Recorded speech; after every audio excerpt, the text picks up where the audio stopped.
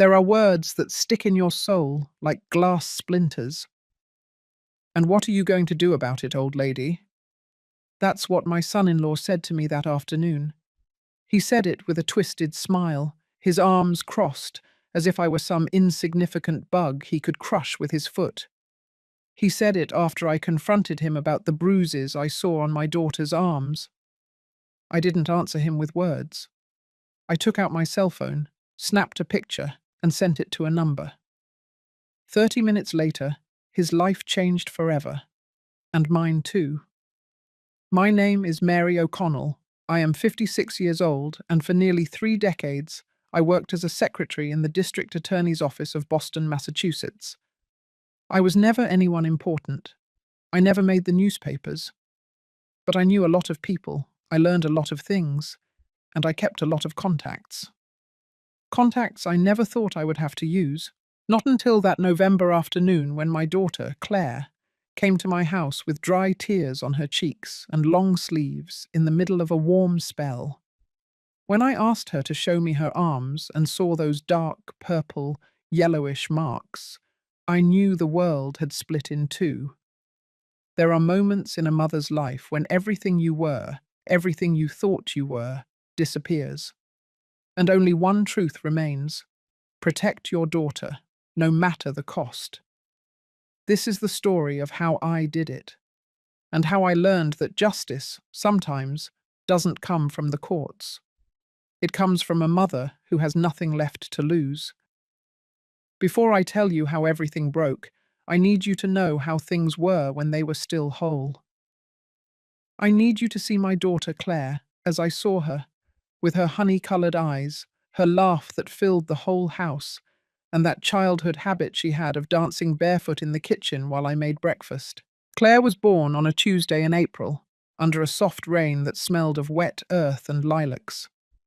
From that day on, my life had a centre, a purpose, a reason to get up every morning, even if I had to take 2 buses to get to the DA's office, even if my shoes already had holes in the soles. I was a secretary, as I told you, but I wasn't just any secretary. For 28 years, I watched files pass through my hands, prosecutors, lawyers, police detectives. I saw cases I can't talk about, names I can't say. I learned that in this country, sometimes, justice doesn't come through the front door. It comes through the window, or a midnight phone call, or someone who knows someone who knows someone. But back then, I didn't care about any of that. I just wanted to get home, take off my shoes, and watch Claire do her homework at the dining room table. She was a good student, responsible, and she dreamed of studying graphic design. She wanted to design book covers, she said. She wanted her illustrations to tell stories before anyone even opened the first page. And she did it. She graduated with honors. She got a job at a small but respectable agency. She earned enough to help me with the bills. On Sundays, we would go together to the local farmers' market in Southend.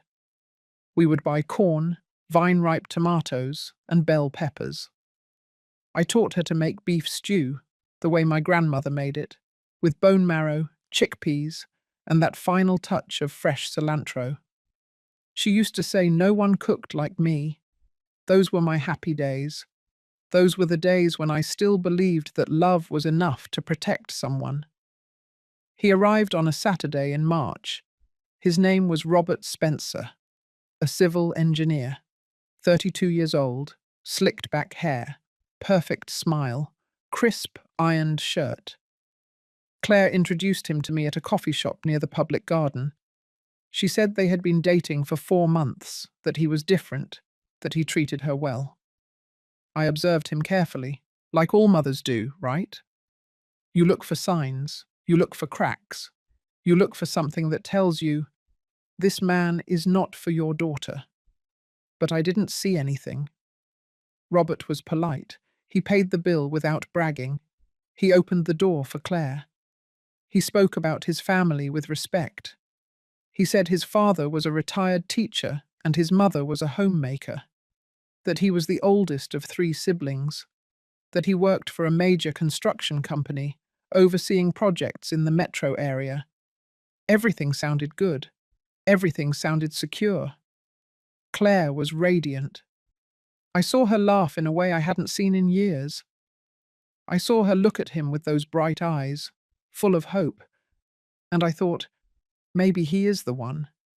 Maybe this is the person my daughter will build her life with. How was I supposed to know I was watching the beginning of a nightmare? They got married a year later. A simple wedding, in the garden of a small hall in upstate New York. Claire wore a white lace dress with long sleeves and a modest neckline.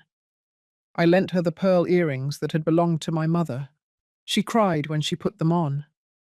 "Mom, I'm so happy," she whispered to me while I helped her with the veil. And I believed her, because a mother always wants to believe her daughter when she says she's happy. Robert was attentive during the party. He danced with me. He called me mother-in-law affectionately. We toasted with bourbon and ginger ale. His family was large, loud, and joyful. I felt welcomed. I felt part of something. The first few months were good. Claire and Robert rented an apartment in Chelsea. I would visit them on Sundays. I would bring beef brisket tacos with cheese, cinnamon rolls, and hot chocolate in a thermos. We would eat together. Robert would tell me about his projects. Claire would show me her new designs on the computer. Everything seemed normal. Everything seemed to be in its place. But there are things a mother starts to notice, even if she doesn't want to. Small things. Like the way Robert would interrupt Claire when she was talking.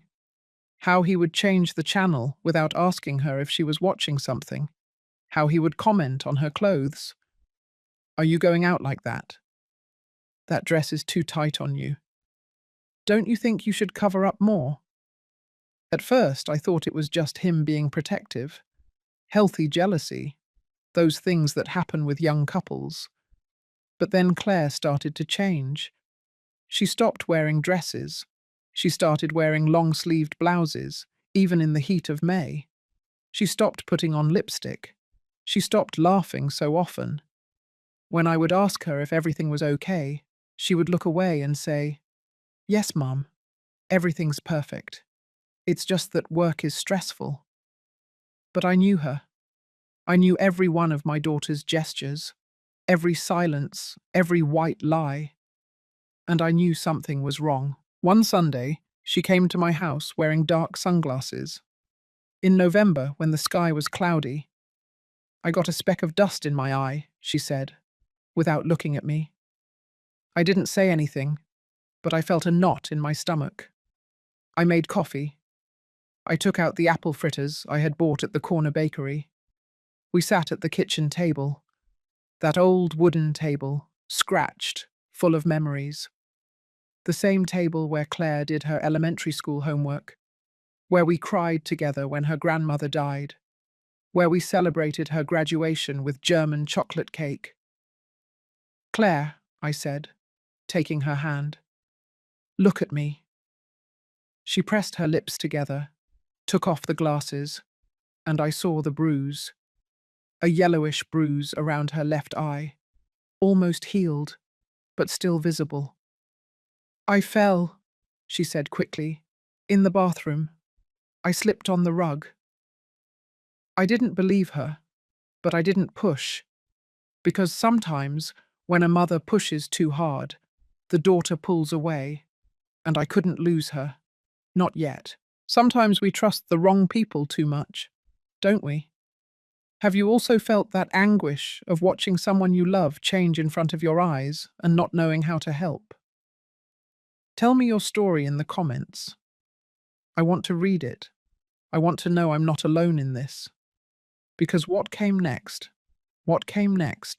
was worse than I ever imagined.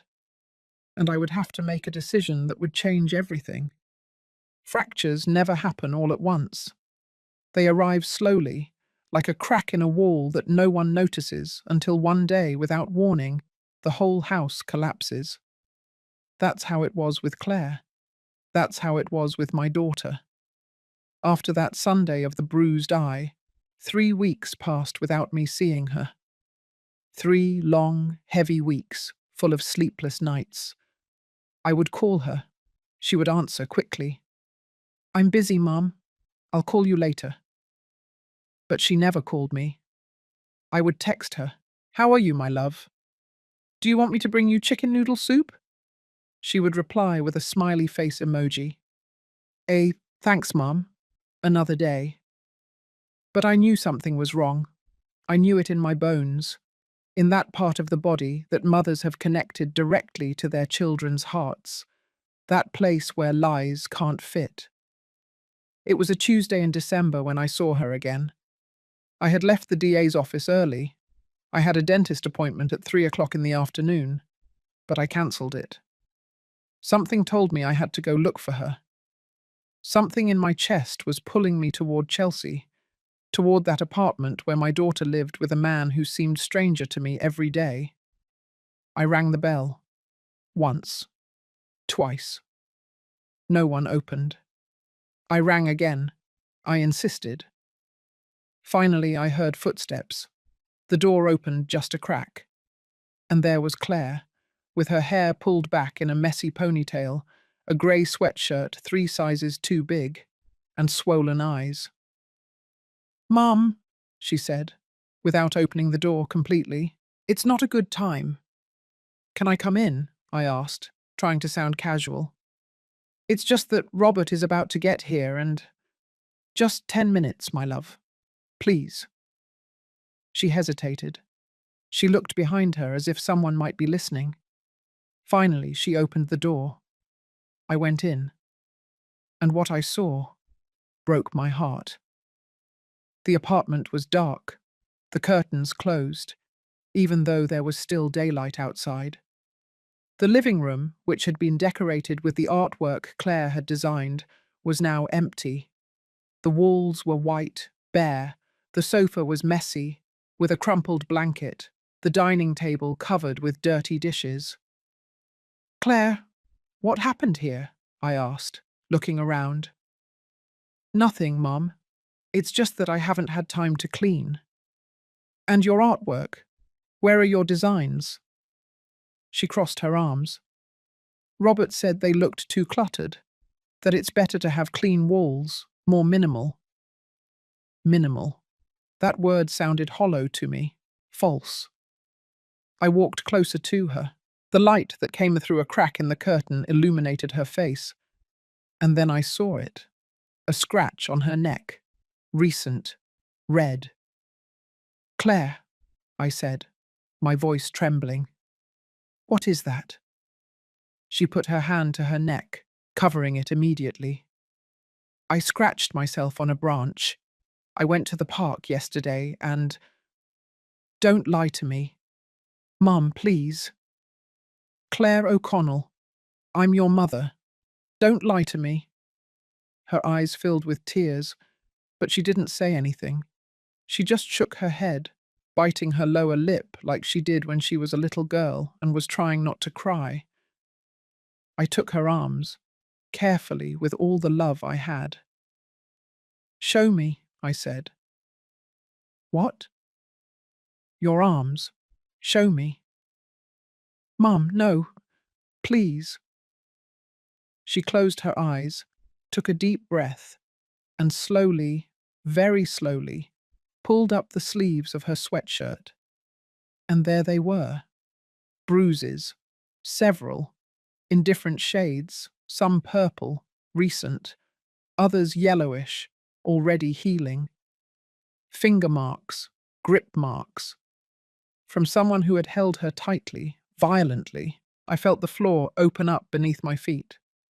"Claire, my girl, who did this to you?" She pulled away from me. She pulled her sleeves down quickly. She turned around. "No one, Mum. I bruise easily. I've always been like that." "Don't say that to me. Don't say that to me because I know it's not true." "Mum, please go. If Robert gets here and sees you, he's going to be mad." "And what if he gets mad? I'm your mother. I have the right to visit you." "It's not that simple." "Why not? What has that man done to you?" She turned around. She looked at me with those honey-coloured eyes that now looked empty, lost. Nothing, Mum. He hasn't done anything to me. It's just that it's complicated. We're going through a rough patch. All marriages go through this. Marriages don't go through this, I said, pointing at her arms. This isn't normal, Claire. This is… Stop it, she shouted, with a force that scared me. Stop, Mum. You don't know anything. You don't know what it's like to be married. You don't know what it's like to try to keep a family together. Her words hurt me more than any physical blow, because it was true. I never got married.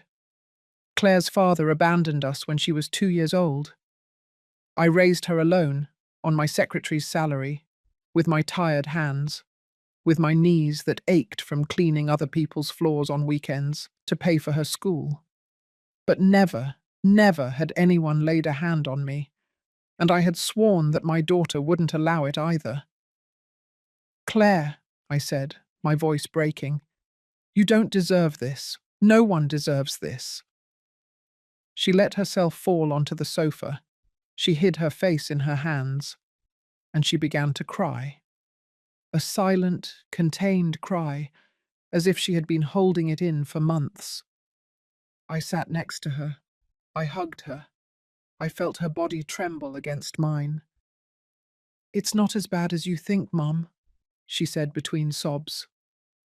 Robert, he has a lot of stress at work. The construction company is having problems. They took a big project away from him. He's frustrated. But he loves me. I know he loves me. Love doesn't hurt, my girl. But it's not perfect either. You yourself told me that relationships require sacrifice. Sacrifice doesn't mean letting yourself be hurt. She lifted her head. She looked at me with those swollen red eyes. So what do you want me to do, Mum?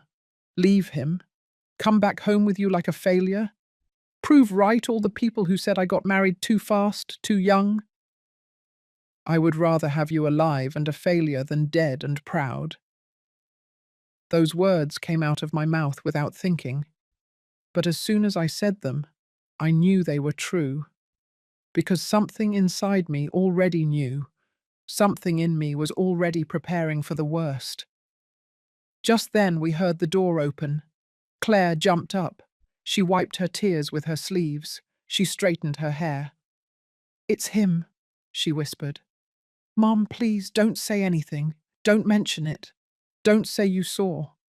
Claire, please. Robert walked into the living room. He was carrying his black briefcase, his white shirt a little wrinkled, his tired face that immediately changed to surprise when he saw me. Mary, he said with a forced smile. What a surprise. I didn't know you were coming. I came to see my daughter, I replied, trying to stay calm. Of course, of course. You're always welcome. He looked at Claire. Why didn't you tell me your mother was coming? It was a spur-of-the-moment thing, Claire said quickly. Were you leaving? No, no, Robert said, dropping the briefcase on the floor. Stay for dinner. Claire can make something. Right, honey? It wasn't a question. It was an order. Claire nodded. Yes, of course. I'll go prepare something. She went to the kitchen. I stood there, watching Robert. He stared back at me, and in his eyes I saw something that chilled my blood. Control, coldness, warning. Sit down, Mary, he said, pointing to the sofa. I'm going to change. I'll be back in a moment. He disappeared down the hall. I stayed there, in the middle of that dark living room, my heart pounding in my ears, and I knew in that moment that my daughter was in danger. A real danger. A danger that wasn't going to disappear on its own. Dinner was uncomfortable. Claire made cheese quesadillas with Monterey Jack and peppers. I barely took a bite.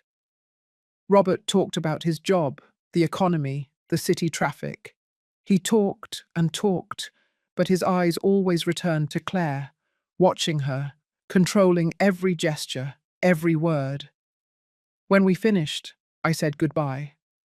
I hugged Claire at the door. I love you, I whispered in her ear. No matter what, I love you. She squeezed my hand.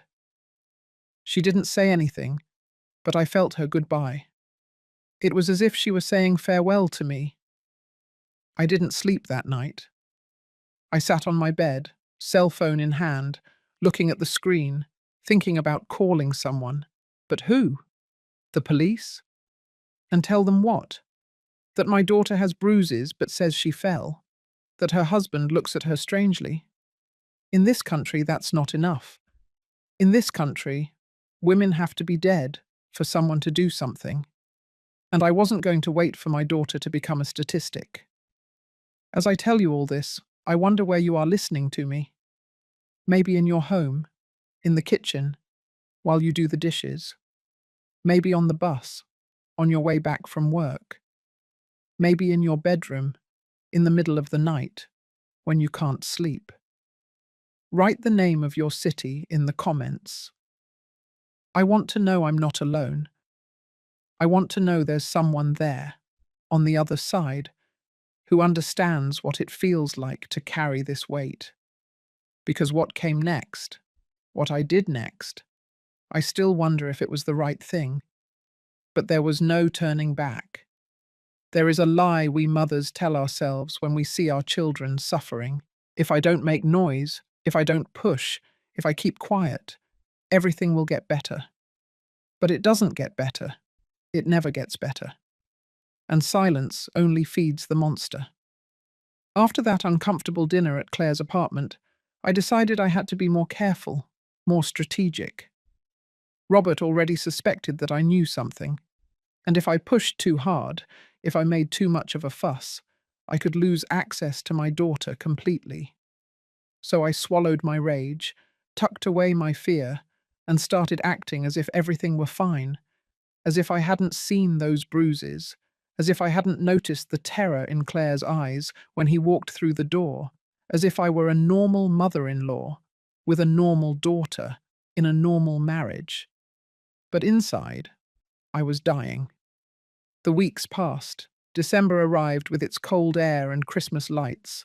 Boston filled with colour, music, people buying presents downtown. I continued with my routine at the DA's office, getting there at 8 o'clock in the morning, organising files, answering calls, making coffee for the prosecutors. But my mind was somewhere else. It was with Claire. I would text her every day. "Good morning, my love. How did you sleep?" She would reply in monosyllables. "Fine, all good, busy." I would ask if I could visit her. She always had an excuse. "Not today, Mum. I have work to finish. Robert and I are going out. I'm tired. Another day." But I kept insisting, gently, without pushing too hard, because I knew that if I lost her, if she shut down completely, I wouldn't be able to help her anymore. One Saturday in mid-December, I managed to convince her to go to the market with me, alone, without Robert. We agreed to meet at 10 o'clock in the morning at the North End Market. I arrived early with my shopping bag, with my mental list of what I needed to buy. Tomatoes, onions, cilantro, and jalapenos for the salsa. Claire arrived 15 minutes late. She was wearing dark sunglasses again, even though the day was cloudy. A long-sleeved beige blouse, black pants, white sneakers. Her hair pulled back in a tight braid. She looked thinner. She looked smaller. "Hi, Mum," she said, with a forced smile. I hugged her. I felt her bones. I felt how fragile she was. "Did you have breakfast?" I asked her. "Yes, I had coffee." "That's not breakfast. Let's go get some breakfast burritos before we do the shopping." "I'm not hungry, Claire. Really, Mum. I'm fine." She wasn't fine. Anyone could see it. But I didn't insist. I didn't want her to leave. I didn't want to lose those 2 hours I would have with her. We walked among the market stalls. The smell of spices, fresh fruit, and barbecue filled the air. I shopped slowly, looking for excuses to stretch out the time, haggling over $1 with the lady selling collard greens, asking about the family of the man who sells cheese, stopping at every stall, even if I didn't need anything. Claire walked beside me, quiet, her hands tucked into her pockets. "How is work going?" I asked, as I selected some avocados. "Fine, same as always." "Are you still designing book covers?" "Not so much anymore. Now I do more corporate design. Logos, brochures, that kind of thing." "And do you like it?" She shrugged. "It pays well." It paid well, as if that were the only thing that mattered, as if the dream of creating illustrations that told stories had evaporated. We kept walking. We passed a flower stall. Red roses, white gladiolas, purple calla lilies. Claire stopped. She touched the petals of a rose with her fingertips. "Do you remember when you used to buy me flowers every time I got an A in school?" she said without looking at me. "Of course I remember. Yellow lilies, they were your favorite." "Yes," she barely smiled. "You used to say yellow was the color of joy." "And it is." She let go of the rose. She took off her glasses, and I saw her eyes, swollen, tired, with deep circles under them. "I don't feel joyful anymore, Mum," she whispered. Those words cut through me like a knife. We found a bench near the juice stand. We sat down. I bought 2 glasses of freshly squeezed orange juice. Claire took hers with both hands, as if she needed the warmth of the glass to hold herself up. "Claire," I said softly, "talk to me, please." She looked at the ground. "There's nothing to talk about." "Yes, there is. You're sad.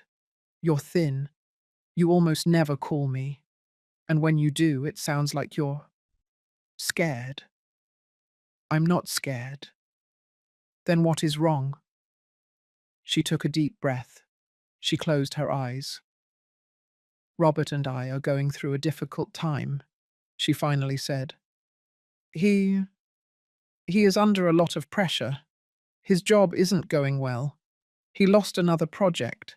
The construction company is cutting staff. He's afraid he's going to get laid off." "And that's why he hits you." The words came out of my mouth before I could stop them. Claire opened her eyes.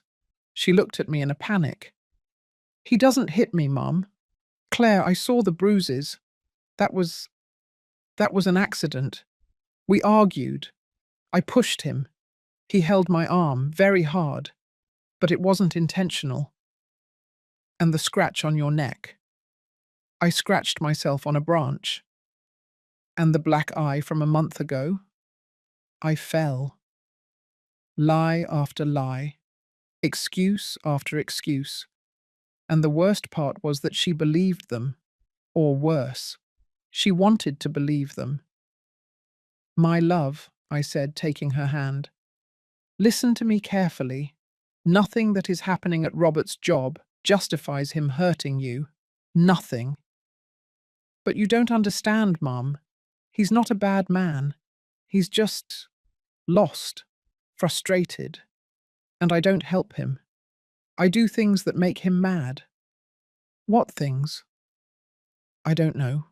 Small things, like leaving the kitchen messy, or being late getting home from the agency, or not answering the phone when he calls me. He says I'm careless, that I don't pay attention, that I do it on purpose to make him feel bad."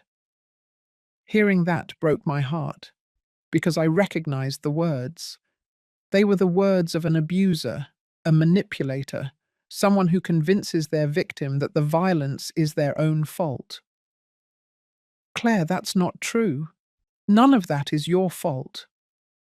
"But what if it is?" she said, her eyes filling with tears. "What if I'm the one doing everything wrong? And what if I'm the one who needs to change?" "Don't say that."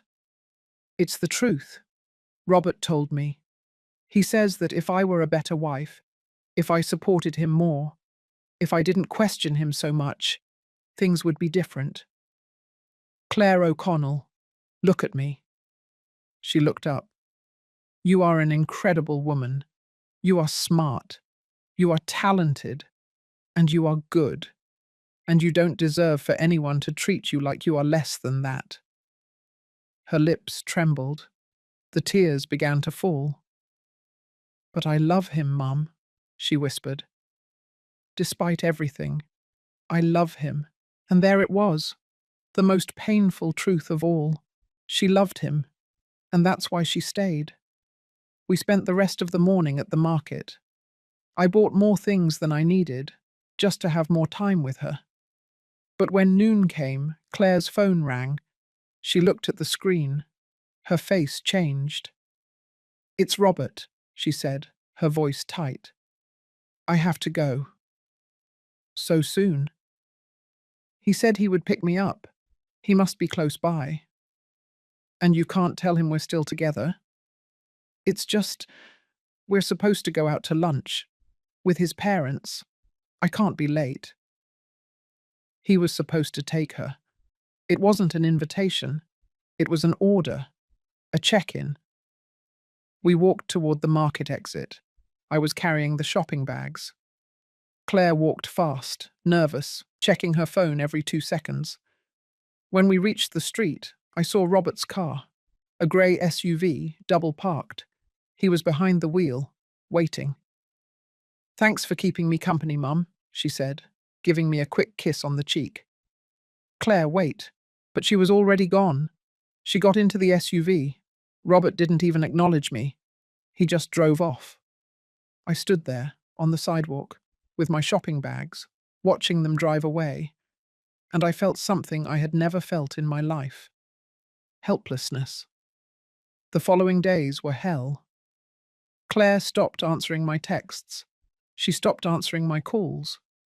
When I finally managed to talk to her, she said she was very busy, that she had a lot of work, that Robert and she were going to travel to Palm Beach, Florida, for Christmas with his family. And I asked her, aren't we going to spend Christmas together? I'm sorry, Mum. We already had plans, but I'll call you on New Year's, I promise. She didn't call me.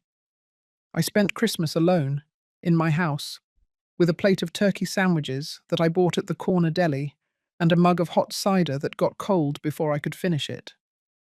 I put on music. I watched television. I tried to distract myself. But everything reminded me of her, the table where we had eaten dinner so many times, the photograph on the wall, the one where Claire was 8 years old and smiling without teeth, the Christmas tree that we had decorated together so many Decembers. And I wondered, when did I lose everything? When did I let that man take her away from me? It was on New Year's when something inside me changed. I was alone in my house, watching the fireworks from the window, when I received a text from Claire. Happy New Year, Mum. I love you. Just that. Not a call, not a video call, just a text. I replied, Happy New Year, my love. When can I see you? She didn't answer, and in that moment, I understood something. I couldn't save her if she didn't want to be saved. I couldn't protect her if she had decided to protect her abuser. But I wasn't going to stand by either. Not anymore. I went back to work on January 2nd. The DA's office was quiet, still in a holiday hangover mood. I sat at my desk, surrounded by files, papers, and folders full of cases that passed through my hands without anyone knowing that I had seen them. And I started to think. I started to remember. I remembered all those years working there, all those names I had filed away, all those phone numbers I had saved, all those contacts I never thought I would use. Detectives, police officers, prosecutors, people who owed me favors, people who had known me for 20 years, people who could help me if I asked. But I didn't do it yet. I still had hope that Claire would react, that she would open her eyes, that she would find the strength to leave. I still believed that a mother's love was enough. How wrong I was. Have you ever had to keep quiet so you wouldn't lose someone you love? Have you had to swallow the words, the tears, the rage, just to keep the door open? It's one of the greatest pains there is, because you're not losing that person to death or distance. You're losing them while they are still alive, while they are still breathing a few miles from you, and you can't do anything. Not yet. Tell me in the comments if you've been through something like that. I need to know I'm not crazy, that this pain is real. Because what came next, what I saw next, forced me to make the hardest decision of my life, and it changed everything, forever. There are things a mother knows without anyone telling her, things that you feel in the air, in the silence, in the unsaid words. And I knew something terrible was about to happen. I knew it in my bones. January passed slowly, heavily like a stone on my chest. Claire still didn't call me. I kept texting her. "Good morning, my love. How are you? I miss you." She would reply with emojis, a heart, a smiley face, but never with words. And that told me everything, because my daughter was always a woman of words. Since she was a child, she was the type to write long letters, the type to leave notes on the refrigerator. "Mum, I love you. Thanks for everything." Now she only sent empty symbols, as if she had run out of words, as if she no longer had the strength to write what she felt. It was a Monday in February when I received the first sign. I was at the DA's office, organizing closed case files, when my cell phone rang. An unknown number. Normally, I don't answer calls from numbers I don't know, but something made me slide my finger and accept. "Hello?" Silence. Breathing. "Hello?" I repeated. And then I heard her voice. "Mum?" It was Claire, but her voice sounded broken, shaky, as if she were crying or had just been crying. "Claire, my love, what's wrong?" I I just wanted to hear your voice." "Where are you? Are you okay?" I'm I'm at work, in the restroom. Robert doesn't know I called you." My heart stopped. "Why can't he know you called me?" Silence. "Claire, answer me. Answer. Why?" Because he gets mad when I talk to you. He says you put ideas in my head, that you make me doubt him." I felt a deep, burning rage rising in my throat. "My love, listen to me. You have to get out of there. You have to." "I can't, Mum. I can't. He checks my phone. He deletes your texts. He deletes your calls. I have to go. Someone just came into the restroom. I love you." "Claire, wait." The call ended. I stayed there, sitting at my desk, phone in hand, trembling. He checked her phone. He deleted my texts. He controlled her calls. That wasn't a difficult marriage anymore. That was a prison. I couldn't sleep that night. I lay there staring at the ceiling of my bedroom, thinking about what to do. Should I go look for her? Should I show up at her job? Should I go to their apartment and demand to see her? But I knew that if I did that, Robert would find a way to take her even further away, to move her, to change her job, to erase her from my life completely. I had to be smarter. I had to find evidence. I had to document everything. Because in this country, a mother saying, "My daughter is in danger," is not enough. In this country, you need evidence. You need irrefutable proof. And I was going to get it. The next day, I did something I never thought I would do. I asked a favor from someone at the DA's office. His name was Javier Mendez, a detective, 52 years old.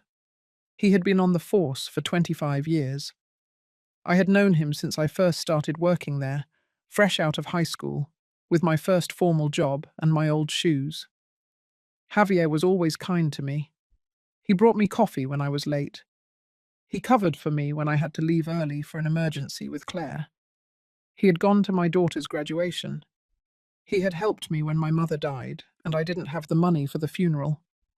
He was one of the few good men I knew, and I needed his help. I found him in the DA's office cafeteria, drinking a strong coffee and checking his phone. Javier, I said, sitting down across from him, I need to talk to you. He looked up, looked at me, and knew immediately that something was wrong. What's up, Mary? I didn't know where to start, so I started at the beginning. I told him everything, the bruises, the isolation, Claire's call from the bathroom, the control Robert had over her. Javier listened in silence, his brow furrowed, with that look of a detective who has seen too many horrible things in his life. When I finished, he sighed.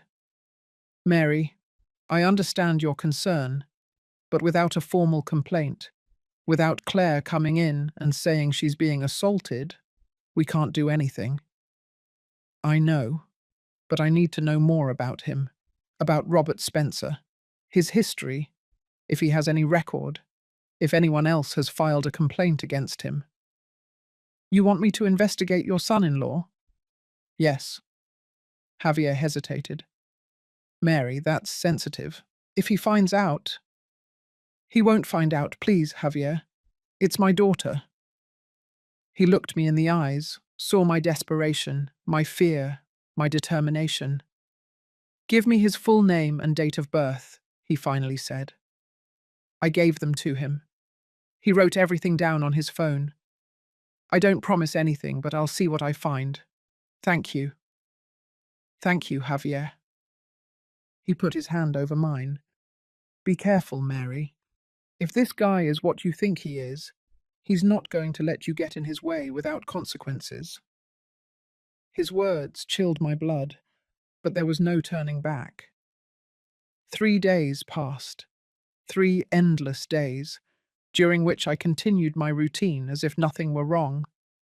I arrived at the DA's office, organized papers, answered calls, smiled when someone asked how I was, but inside I was crumbling. Finally, on Thursday afternoon, Javier looked for me. He signaled to me with his head. We walked out of the office. We walked to the parking lot. He lit a cigarette, something he only did when he was nervous. What did you find? I asked him. He took a long drag. He exhaled the smoke slowly. Robert Spencer has no criminal record. He's never been arrested, never had a restraining order against him. I felt the ground open up beneath my feet. But, Javier continued, I made some calls. I spoke with an acquaintance who works in another DA's office in Brooklyn, New York, and I found something. What? 4 years ago, a woman filed a complaint for domestic violence against Robert Spencer. Her name was Danielle Osborne. They lived together. According to the file, he physically assaulted her on several occasions. She presented photos of the injuries, witness testimony from neighbors, even a medical report. My breath hitched. And what happened to the case? It was closed. Danielle withdrew the complaint 2 weeks later. She said it had been a misunderstanding, that she was exaggerating, that Robert wasn't violent. And you believe her? Javier looked at me sadly. No, I don't believe her. I've seen hundreds of cases like this, Mary. The woman files a complaint. The abuser pressures her, threatens her, manipulates her.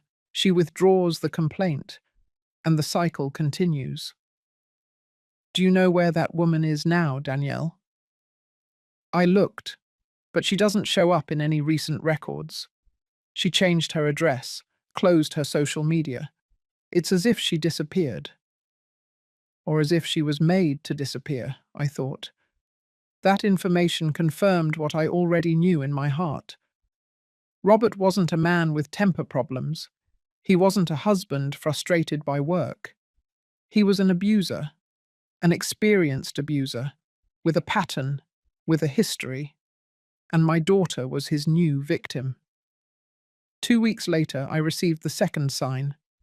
It was a Saturday. I was at the supermarket buying groceries when I felt someone watching me. I turned around, and there, at the end of the aisle, was Claire.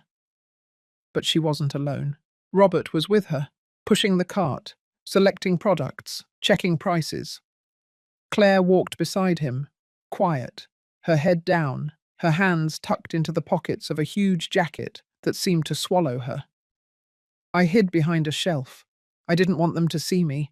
I didn't want to cause a scene. But I watched them. I saw how Robert spoke to her, how she nodded, how he made decisions about what to buy and what not to buy, how she didn't offer an opinion, didn't choose, didn't exist. She was a ghost next to her husband. When they passed close to me, I heard part of their conversation. "Why did you buy Greek yogurt?" Robert said in an annoyed tone. "You know I don't like it." "Sorry, I thought that." "You thought. You never think, Claire. That's why we always do things wrong." She lowered her head. "Sorry. Next time, ask me before you grab anything. Understood?" Yes, I had to bite my tongue to keep from screaming, from running out and hitting him right there, in front of everyone, regardless of the consequences. But I stayed still.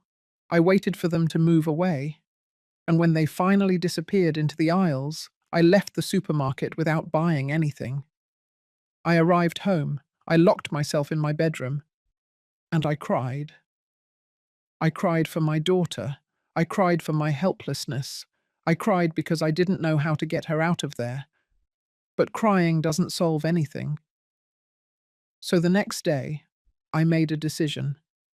I was going to go see her, without warning, without asking permission. If Robert was there, I would have to endure it. But I needed to see my daughter. I needed to look her in the eyes.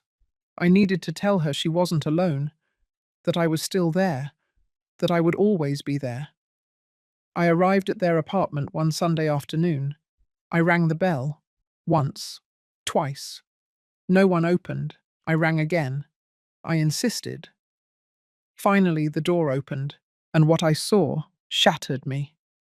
Claire was there, her face swollen, her eyes red, her lips split, bleeding, fresh. "Mom," she whispered. Her voice was broken. I didn't say anything. I just hugged her. She collapsed in my arms. She cried like I hadn't seen her cry since she was a child. A deep, heartbreaking, desperate cry. "I can't do this anymore, Mum," she sobbed. "I just can't." "I know, my love, I know." I led her inside. I sat her on the sofa. I looked for ice in the refrigerator. I put it on her lip. "Where is he?" I asked. "He went out. He said he was going to buy cigarettes, but he'll be back soon." "Claire, you have to leave. Now, with me. Grab your things and let's go." She shook her head. "I can't." "Yes, you can. Don't you understand, Mum? If I leave, he's going to look for me. He's going to find me. And it's going to be worse. I will protect you. You can't protect me from him. No one can." Her words broke me, because she was right. In this country, women are not protected. Restraining orders don't work. Complaints don't work. Abusers always find a way to come back. Always. But I wasn't going to give up. "Claire, look at me," I said, taking her face in my hands. "We are going to get out of this, together. But I need you to trust me. Can you do that?" She looked at me with those honey-coloured eyes full of tears. "How, Mum? How are you going to get me out of here?" I didn't have an answer. Not yet. But I knew I had to find one. I stayed with her until we heard the sound of Robert's SUV parking outside. Claire immediately panicked. "You have to go, Mum. Please. If he sees you here, I don't care. Please, please go. I didn't want to leave. I wanted to stay. I wanted to confront him. I wanted to scream everything I had been holding in for months. But I saw the terror in my daughter's eyes, and I understood that if I stayed, she would pay the consequences. It's okay, I said. I'm going, but I'll call you tomorrow, and we'll find a way to fix this. She nodded. She walked me to the door. She hugged me tight. I love you, Mum. I love you too, more than you know. I left just as Robert was getting out of the SUV. He saw me. He frowned. Mary, he said dryly, what are you doing here? I came to see my daughter. Any problem? No, no problem. But next time, call ahead. We're not always available. I didn't respond. I just got into my car and drove away. But as I drove back home, I made a decision. I wasn't going to wait anymore. I wasn't going to beg Claire to leave anymore. I was going to do what I had to do, no matter the cost. Have you ever discovered something terrible about someone you love, and you didn't know what to do with that information? Have you felt that helplessness of having the pieces of the puzzle, but not being able to put together the full picture until it's too late? It's one of the cruelest pains, because you see the danger. You smell it in the air, but no one else sees it. And they tell you that you're exaggerating, that you're being dramatic, until the inevitable happens. Tell me if you've lived through something like that. I need to know you understand this fear, because what happened next, what I saw next, was the last straw, and it forced me to use all my resources, all my contacts, everything I had learned in 28 years working at the DA's office. Even if it meant crossing lines I never thought I would cross. There are moments in life that change you forever. Moments when everything you thought you knew about yourself, about the world, about justice, crumbles. And you have to decide who you really are.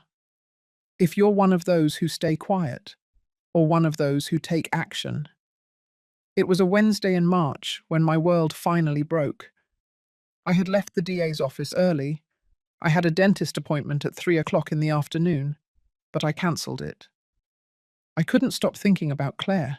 I couldn't stop seeing her split lip, her empty gaze, her body flinching every time she heard a noise. I decided to stop by her apartment again, without calling, just to see if she was okay. Or so I told myself. The truth is, I couldn't breathe without knowing she was alive. I arrived in Chelsea around 4 o'clock in the afternoon. The sky was cloudy, threatening rain. I parked my car half a block from their building. I walked up the stairs slowly, my heart pounding in my ears. I rang the doorbell. No one answered. I rang again. I waited.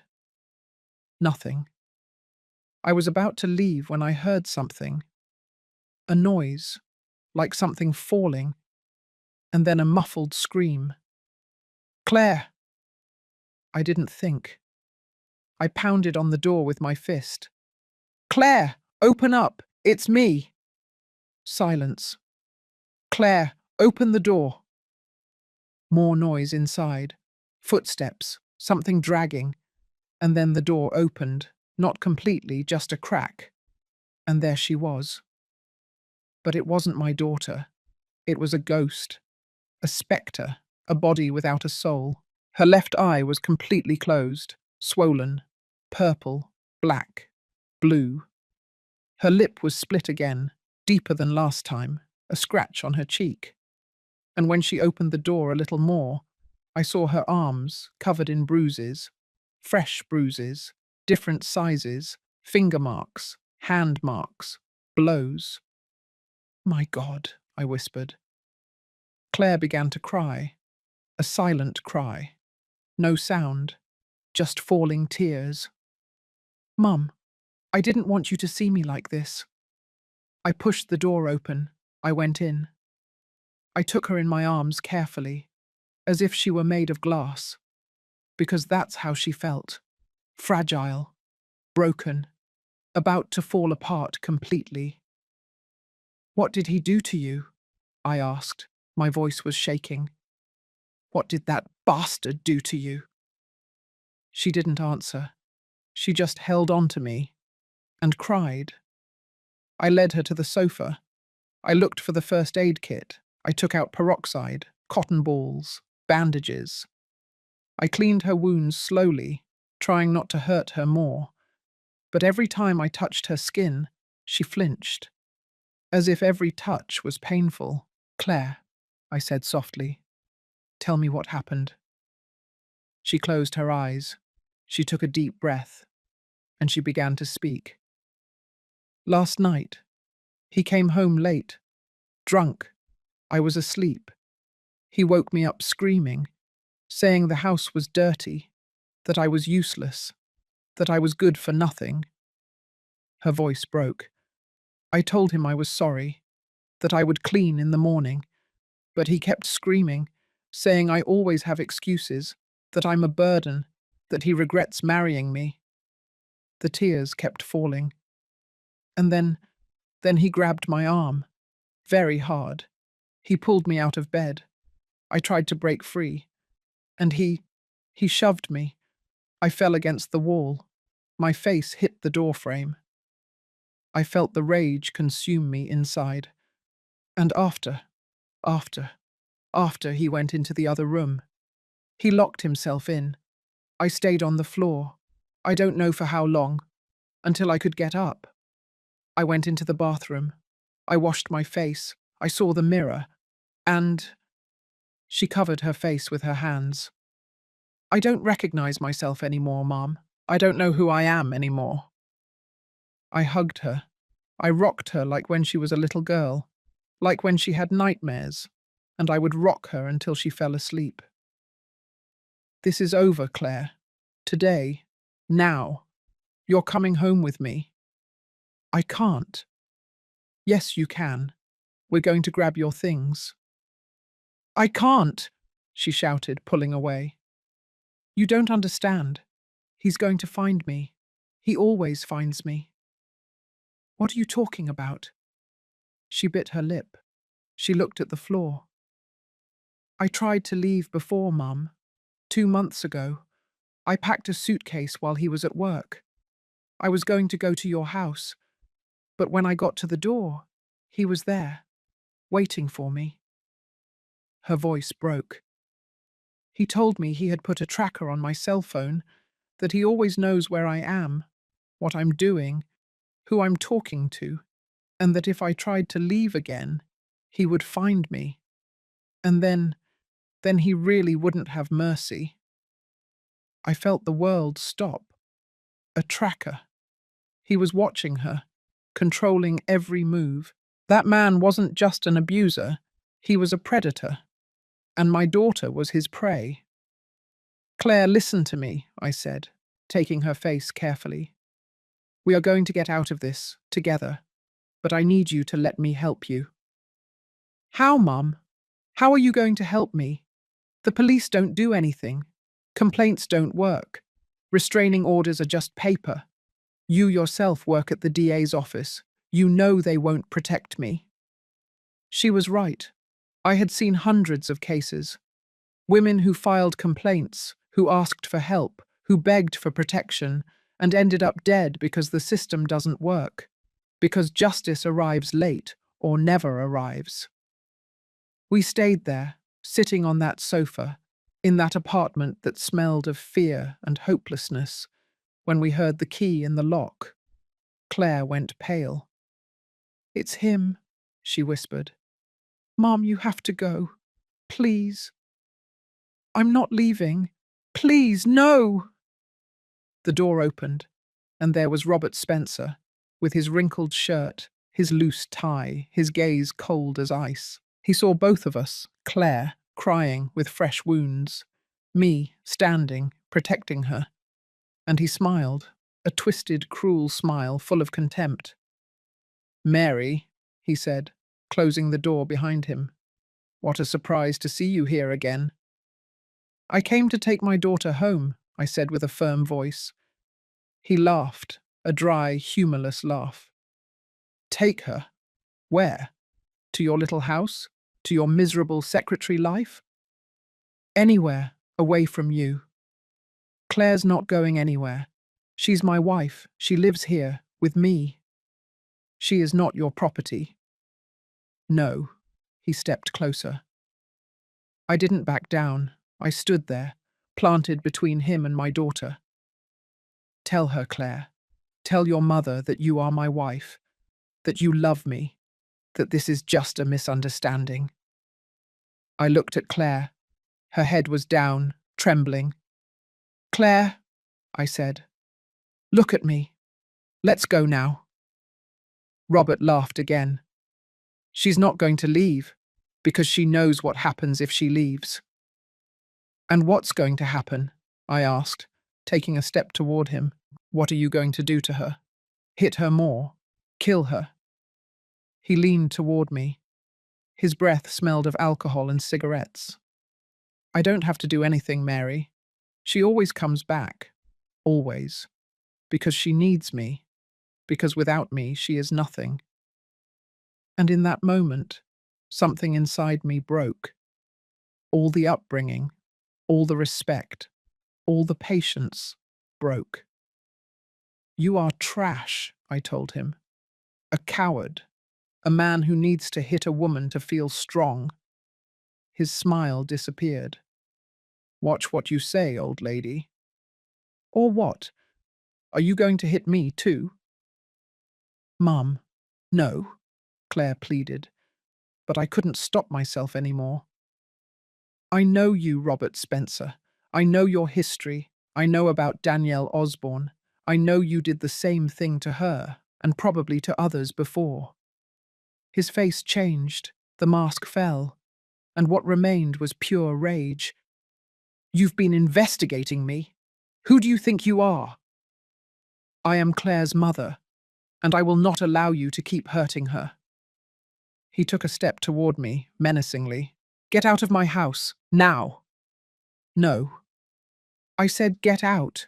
Make me leave. Claire stood up. Mum, please, let's go.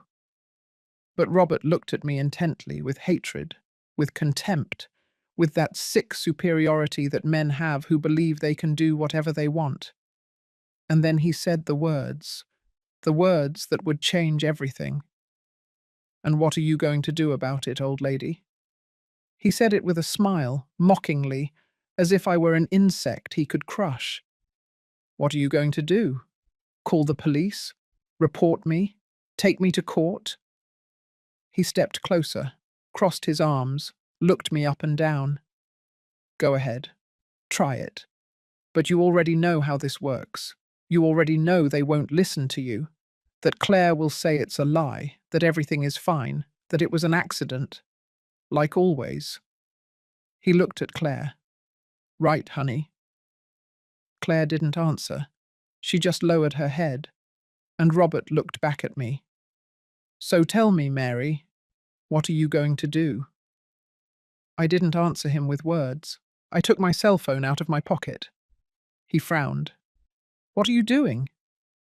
I opened the camera. What are you doing? He repeated warningly. I raised the phone, and I took a picture of him.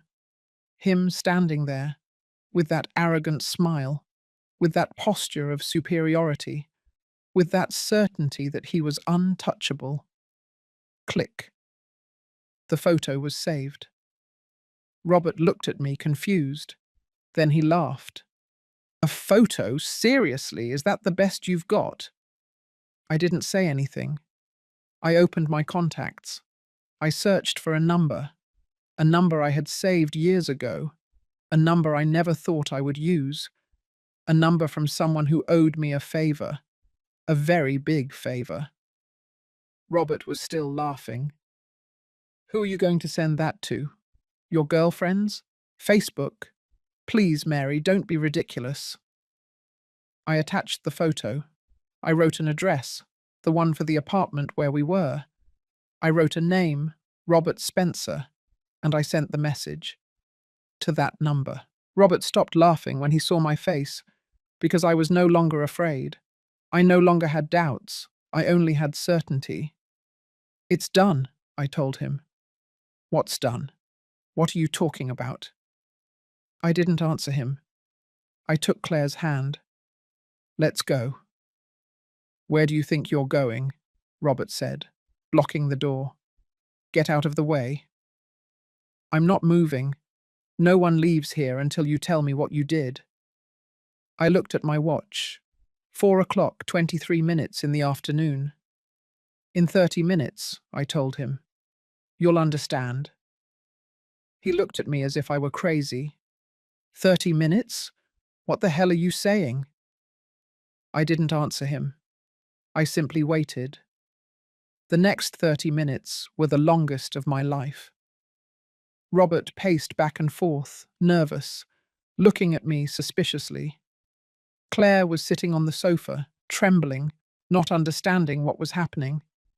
I just watched my cell phone, waiting. At 4 o'clock 42 minutes, I heard the noise. Footsteps in the hallway. Lots of footsteps. Robert heard them too. He froze. And then there was a knock on the door. It wasn't a polite knock. It was a loud, authoritative knock. Police! Open the door! Robert's face changed. From arrogant to confused. From confused to scared. What did you do? He asked me, his voice shaking. What I had to do. They knocked again. Harder. Open the door or we'll break it down. Robert looked at me.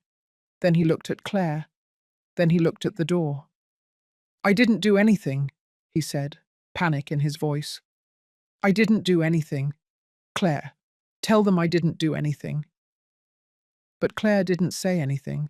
She just looked at me. And in her eyes, I saw something I hadn't seen in months.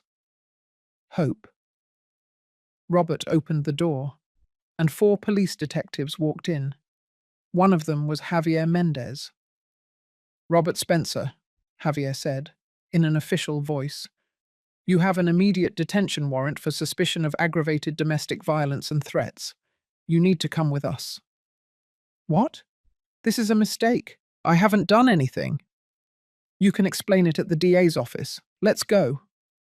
No, this is her fault, Robert screamed, pointing at me. She set me up. It's a trap.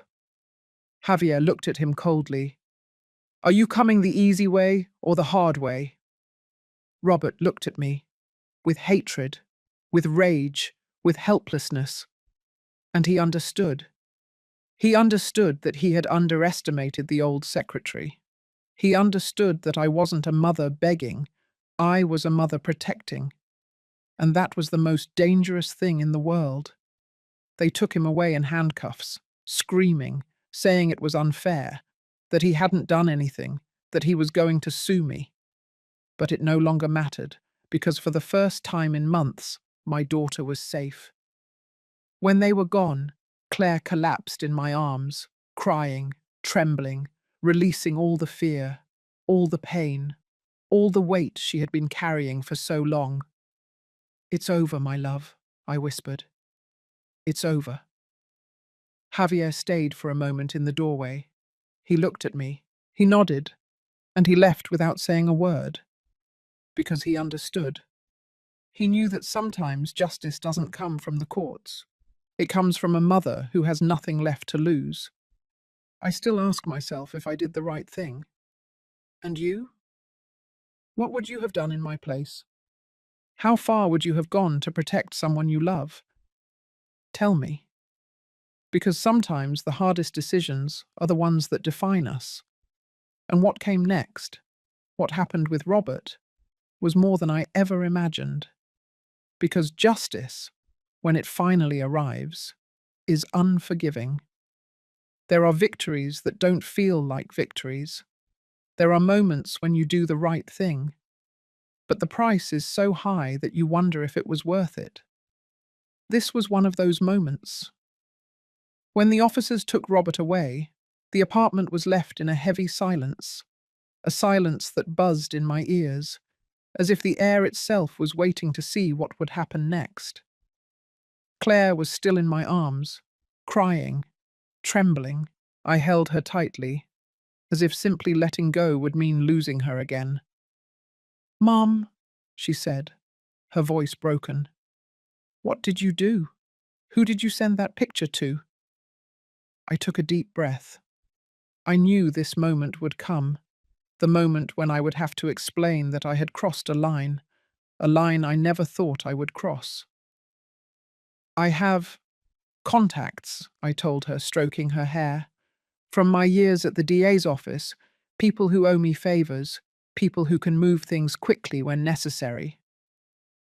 "What kind of contacts?" I didn't answer her directly because the truth was complicated. The truth was that after 28 years working at the DA's office, I knew people who operated in the shadows, people who didn't appear in organizational charts, people who solved problems when the system failed. I had sent that photo to one of them, a special prosecutor, someone who had worked high-profile cases, someone whose career I once saved by not reporting a serious error in a file that would have ended with his dismissal. He owed me a favor, and I had just collected it. "Claire, listen to me," I told her, taking her face carefully. "What I did might have consequences. For me, for you, but I couldn't stand by and watch you die little by little. I don't know yet what kind of consequences, but what I do know is that right now Robert is in custody, and that gives us time.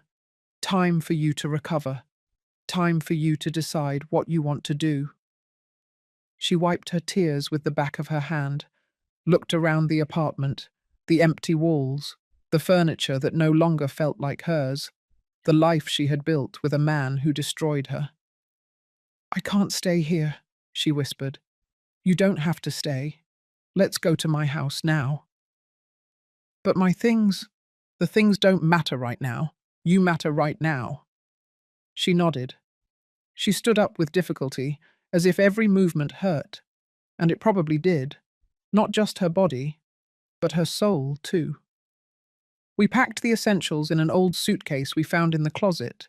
Clothes, personal documents, her computer, some photographs that still mattered to her. Photos from when she was a child, of her grandmother, of the two of us in better times. We left everything else. The furniture Robert had chosen, the dishes he had bought, the artwork he had hung after taking hers down. None of that mattered. While we packed, Claire stopped in front of the bathroom mirror. She looked at herself.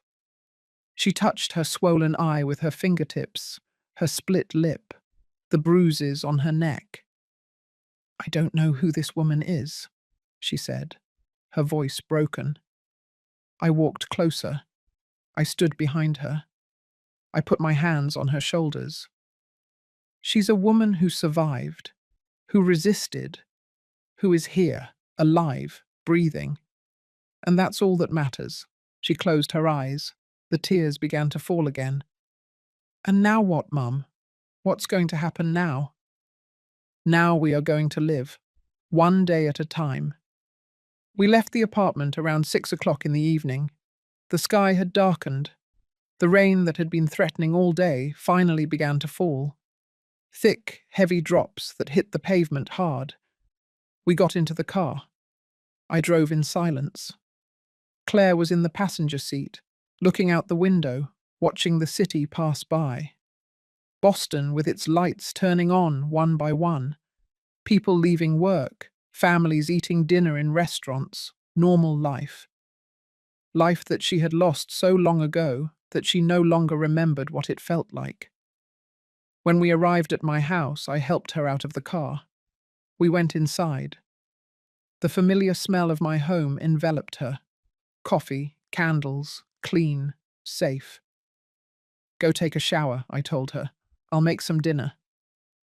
She nodded. She disappeared down the hall toward the bathroom. I heard the water running, and I stood there, in the kitchen, my hands trembling. I had saved my daughter. But at what cost? That night, Claire fell asleep in her old bedroom, the bedroom where she grew up, where she dreamed, where she was happy. I stayed awake, sitting at the kitchen table, with a cup of tea that got cold before I took a sip. My cell phone was on the table, staring at me, accusing me. I grabbed it. I opened my texts. I had a new one, from the number I had sent Robert's photo to. It's done. But be careful. This isn't going to end here. I felt a shiver run down my spine. The next morning, things started to get complicated. I went to work as usual. Claire stayed home, sleeping, recovering. When I arrived at the DA's office, Javier was waiting for me at the entrance. "We need to talk," he said with a serious face. He led me to an empty office. He closed the door. "Mary, do you know what you got yourself into?" "What are you talking about?" "Robert Spencer. We detained him yesterday like you asked. But when we started investigating further, we found things." "What kind of things?" Javier rubbed his face. "He has connections. Connections with important people. His boss at the construction company is buddies with a local congressman. They're already putting pressure on us to release him. They're saying it's an arbitrary detention, that there isn't enough evidence." I felt the ground move beneath my feet. "But Claire has bruises. She has injuries. That's evidence. She would have to file a formal complaint and testify. She will do it." "Are you sure?" I wasn't sure. Claire was still in shock. She was still processing everything. She still loved that man, as sick as that sounded. "I'll talk to her," I said. "Do it fast, because if she doesn't file a complaint within 48 hours, we'll have to release him. And when he gets out, he's going to be furious." I arrived home at noon. I found Claire sitting on the living room sofa, watching television without really seeing it. She had a blanket over her shoulders, her hair loose, her face washed but still swollen. "Claire, we need to talk." She turned off the television. She looked at me with those tired eyes. "You need to file a formal complaint against Robert. Today." Her face changed. "A complaint?" "Yes. With photographs of your injuries. With your testimony. It's the only way we can keep him detained." "Mom, I can't." "Yes, you can." "No, I can't go to a DA's office and tell everyone everything he did to me. In front of strangers. In front of people who are going to judge me." "No one is going to judge you." "Everyone is going to judge me. They're going to ask why I stayed. Why didn't I leave earlier? Why did I put up with it for so long? And I don't have the answers, Mum. I don't know why. I just know I was trapped.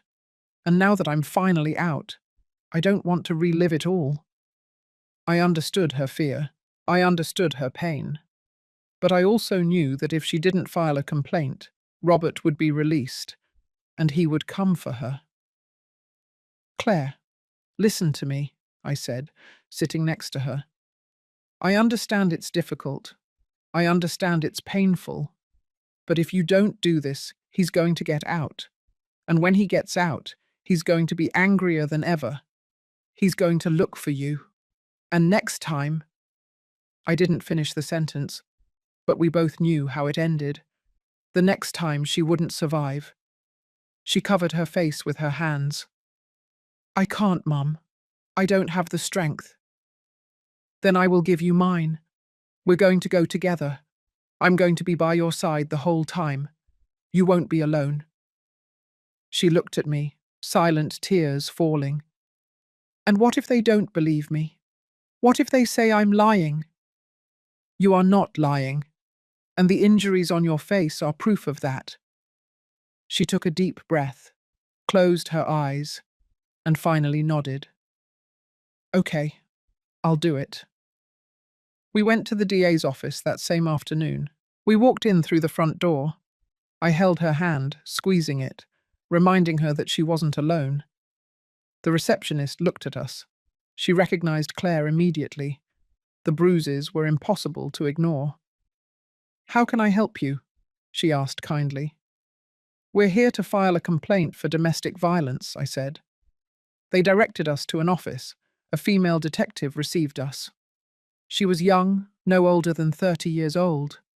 Hair pulled back, impeccable uniform, professional but compassionate gaze. "Good afternoon. My name is Detective Sofia Rodriguez. Which of you is filing the complaint?" "Me," Claire said, her voice barely audible. "All right. I'm going to need you to tell me in your own words what happened. Take your time. There's no rush." Claire began to speak, and I listened. I heard things I didn't know, details she had never told me. She talked about the first time Robert pushed her. It was 6 months after they got married. She had been late returning from a meeting with friends. He was upset. He said she hadn't told him, that he didn't like her going out without him. They argued. He shoved her against the wall. Then he cried. He apologized. He said it would never happen again.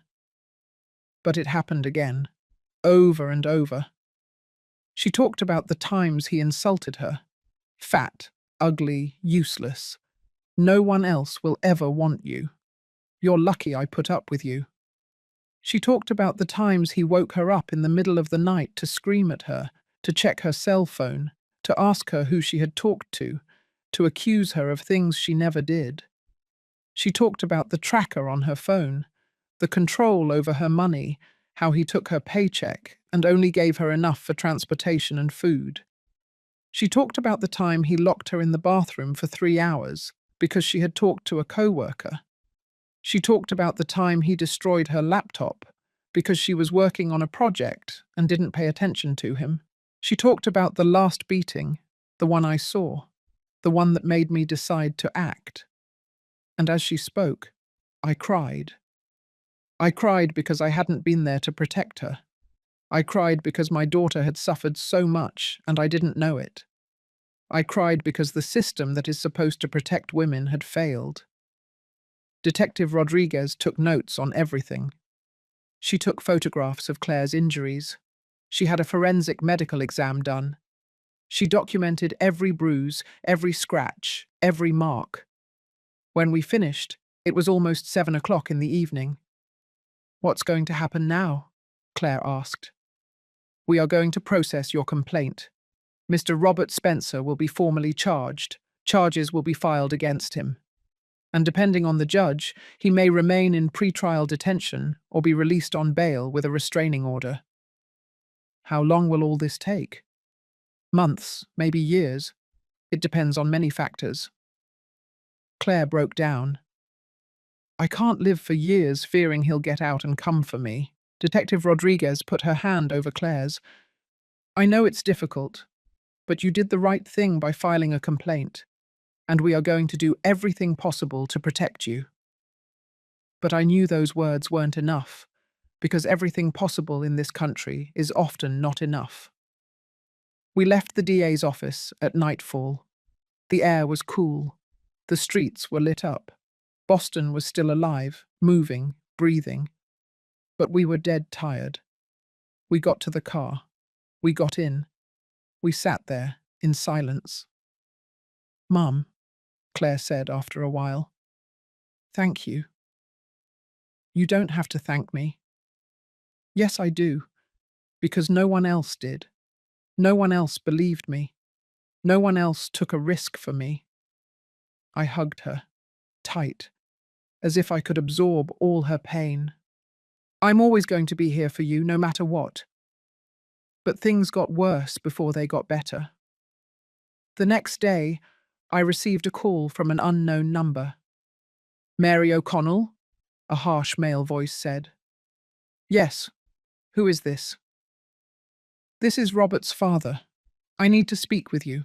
I felt a knot in my stomach. "I have nothing to talk about with you." "Of course you do. My son is in jail because of you. You and your daughter put him there." "Your son is in jail because he beat my daughter, not because of me." Those are lies. Robert is not violent. He is a good man, a good husband. He is going through a difficult time, and instead of supporting him, you destroyed him. Rage rose in my throat. Your son is an abuser, and if you can't see it, it's because you don't want to see it. Watch what you say, ma'am. My family has resources. We have lawyers. We are going to clear my son's name, and when we do, we are going to sue you for damages, for defamation, for ruining his reputation. Go ahead. Try it. This is not going to end here. He hung up. I stood there with the phone in my hand, trembling. The following days were hell. Robert's family started calling, sending texts, and pressuring us. His mother sent me a long text message saying that I was a bad mother for putting ideas in Claire's head, that her son loved her, that everything was a misunderstanding, that if Claire went back to him, everything would be resolved. His siblings looked for me on social media, commenting on my old posts, saying I was a liar, that I was manipulating my daughter, that my family was broken because I never had a man to put me in my place. I received anonymous calls, veiled threats. Be careful. This is not going to end well. You're going to regret it. And Claire received them too. Messages from mutual friends, people she had met through Robert, people who took his side. How could you do this to him? He gave you everything. You are ungrateful. I hope God forgives you for ruining his life. Claire began to doubt. One night I found her crying in her bedroom. Mum, what if they're right? What if I exaggerated? What if Robert really loved me and I ruined everything? I sat next to her. I took her face in my hands. Claire, look at me. That man hit you, humiliated you, controlled you. That is not love. That was never love. But his family says his family is protecting him because they don't want to see the truth, because accepting that their son is an abuser means accepting that they failed as parents. It's easier to blame you. But I loved him, Mum. I know, and that's the cruelest part, that a person can love someone who destroys them. But loving someone doesn't mean staying. Sometimes loving someone means leaving. It means saving yourself. She cried in my arms and I cried with her, because I understood that this battle was not only legal, it was emotional, it was psychological, and it was just beginning. A week later we received the news. Robert had been released on bail with a restraining order. He couldn't go near Claire within 200 yards. He couldn't call her. He couldn't look for her. But we both knew that wouldn't stop him. A restraining order is just a piece of paper. And paper doesn't stop bullets. It doesn't stop blows. It doesn't stop a man who believes he has a right over a woman. I didn't sleep that night. I sat in the living room with the lights off, watching the street through the window, waiting for him to appear, waiting for him to take his revenge, because I knew he would come. Men like Robert always come back. Always. And when he did, I had to be prepared. Have you ever had to defend a decision that you knew was right, but everyone told you was wrong? Have you felt that loneliness of being on the right side but without support? It's one of the hardest battles because you're not just fighting the abuser.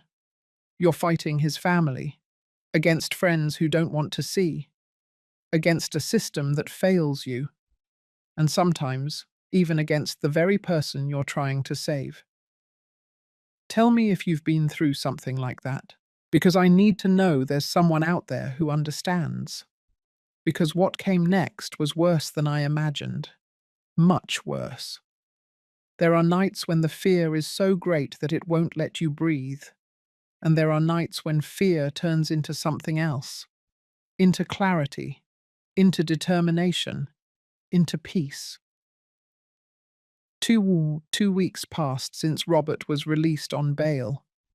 2 weeks in which I lived with my heart in my throat. 2 weeks in which every noise on the street made me jump. Every unknown call chilled my blood. Every shadow at the window made me think it was him. But he didn't appear. Not directly. Because Robert was smarter than that. He knew that if he violated the restraining order, he would go back to jail. So he found other ways to make us feel his presence. Flowers started arriving at the house. Big, expensive bouquets, with cards that said, "For Claire, with love." They weren't signed, but we both knew who sent them. Claire threw them in the trash without opening them, but I saw her hands shake every time the doorbell rang and there was a delivery person at the door. Then the messages started. Not directly to her cell phone, that would have been evidence, but through other people. A distant cousin of Robert's sent a text to Claire. "Robert asked me to tell you he misses you, that he's sorry, that he wants to talk to you. A former co-worker. I ran into your husband. He looks really bad, really sad. I think you should give him a chance to explain. Even the owner of the supermarket where we shopped. Your husband came in and left money for you. He says to give it to you because he's worried you don't have enough." Every message was an invasion. Every indirect contact was a form of control, of reminding Claire that he was still there, watching, waiting. Claire started deteriorating again. Not physically. Her bruises were healing, her lip was no longer split, her eye had gone down. But emotionally she was breaking. "Mom, I can't live like this," she told me one night, sitting at the kitchen table, always scared, always waiting for him to appear, always feeling like he's watching me. "I know, my love. What if it never ends? What if years pass and he keeps looking for me? What if the trial drags on and I have to see him in court? What if—" "Stop," I said, taking her hand. "You can't live in the what-ifs. You can only live in the now. But the now is scary. I know, but you're alive, you're here, and that's what matters." She looked at me with those tired eyes. Sometimes I think it would have been easier to stay, to endure a little longer. At least then I would know what to expect. Those words broke my heart, because I understood something terrible. Abuse teaches you to prefer the hell you know over uncertain freedom. It was that same night when something changed in me. I was alone in my bedroom, sitting on the bed, with the lights off, when I realized something. I had saved my daughter from the abuser, but I hadn't saved her from the fear, and fear was another form of prison. Robert didn't need to be physically present to control her. His shadow was enough, his silent threat, the possibility that he could appear at any moment. That kept her chained, and I didn't know how to break those chains. The next day, I did something I hadn't done in months. I went to church. I am not an especially religious woman. I go to church on Christmas, on Easter, when someone gets married or dies. But that morning I needed a quiet place, a place where I could think, where I could find something similar to peace. I went into the St. Francis of Assisi parish near my house. It was almost empty, just a few elderly ladies praying the rosary, candles lit, the smell of incense and flowers. I sat on a bench in the back, closed my eyes, and for the first time in weeks I didn't think about Robert. I didn't think about the fear. I didn't think about revenge. I only thought about my daughter, about the little girl who used to dance barefoot in the kitchen, about the young woman who dreamed of designing book covers, about the woman she had been before meeting that man. And I asked myself, how do I help her get that back? How do I help her be truly free? The answer came in an unexpected place. When I left the church, I ran into Sister Teresa, a nun I had met years ago when I took Claire to catechism classes. She was older, close to 70 years old, with a face full of wrinkles that looked like maps of wisdom. "Mary," she said with a warm smile, "long time no see. Sister Teresa, it's good to see you. How is your daughter? Claire, right? And I don't know why. Maybe because I needed to say it out loud. Maybe because she had that face of someone who has seen a lot of pain in her life. I told her everything. I told her about the abuse, the complaint, the fear, and how Claire was alive, but not living. She listened to me in silence. When I finished, she put her wrinkled hand over mine. Mary, there is something I learned in my 50 years of service to God. The justice of men is slow and imperfect, but the justice of life, that always comes. Men who hurt do not find peace, ever. They can escape from jail, they can escape from the courts, but they cannot escape from themselves. They cannot escape from the consequences of their actions. Life has a way of collecting its debts, always. And in the meantime, while that justice arrives, in the meantime, you do the only thing you can do: protect your daughter, help her heal, and trust that the universe, or God, or whatever you want to call it, will do what it has to do. Her words stayed with me. That afternoon, I made a decision I didn't tell anyone about, not even Claire. I called Javier. I need another favor, I told him. Mary, we've already done a lot. I can't. It's not for me. It's for my daughter. I need you to get me information on Robert. Where is he living? What is he doing? Who is he hanging out with? Why? To know what we're facing, to be prepared. He sighed. All right, give me a few days. A week later, Javier called me. I found something, he said, but you're not going to like it. Let's meet at a coffee shop far from the DA's office. He put a folder on the table. He opened it. Inside there were photographs, reports, information. Robert is living with his parents in Yonkers, New York. He left his job at the construction company. Or rather, he was fired. Some of his colleagues found out about the complaint and filed a formal grievance. They said they didn't want to work with an abuser. Good, I said. Although I didn't feel good. I felt empty. But there's more. He's frequenting bars, drinking heavily. And 3 days ago he had an altercation with a waiter. The police had to intervene. They didn't arrest him because the waiter didn't press charges, but it was documented. I looked at the photographs. Robert leaving a bar at 3 o'clock in the morning. Robert arguing with someone on the street. Robert with a wrinkled shirt, dishevelled hair, the face of someone who is losing himself. Is he self-destructing? I said. Yes, and that can be good or bad for you. What do you mean? That he can collapse on his own, or he can explode and do something desperate. I felt a chill. That night I sat with Claire in the living room. I showed her the photographs. I told her what Javier had found. She looked at them in silence. Her face didn't show triumph. It didn't show satisfaction. It only showed sadness. He's destroying himself, she whispered. Yes, part of me feels sorry for him. I know. Does that make me a fool? No, my love. That makes you human. You can feel sorry for someone and still keep your distance.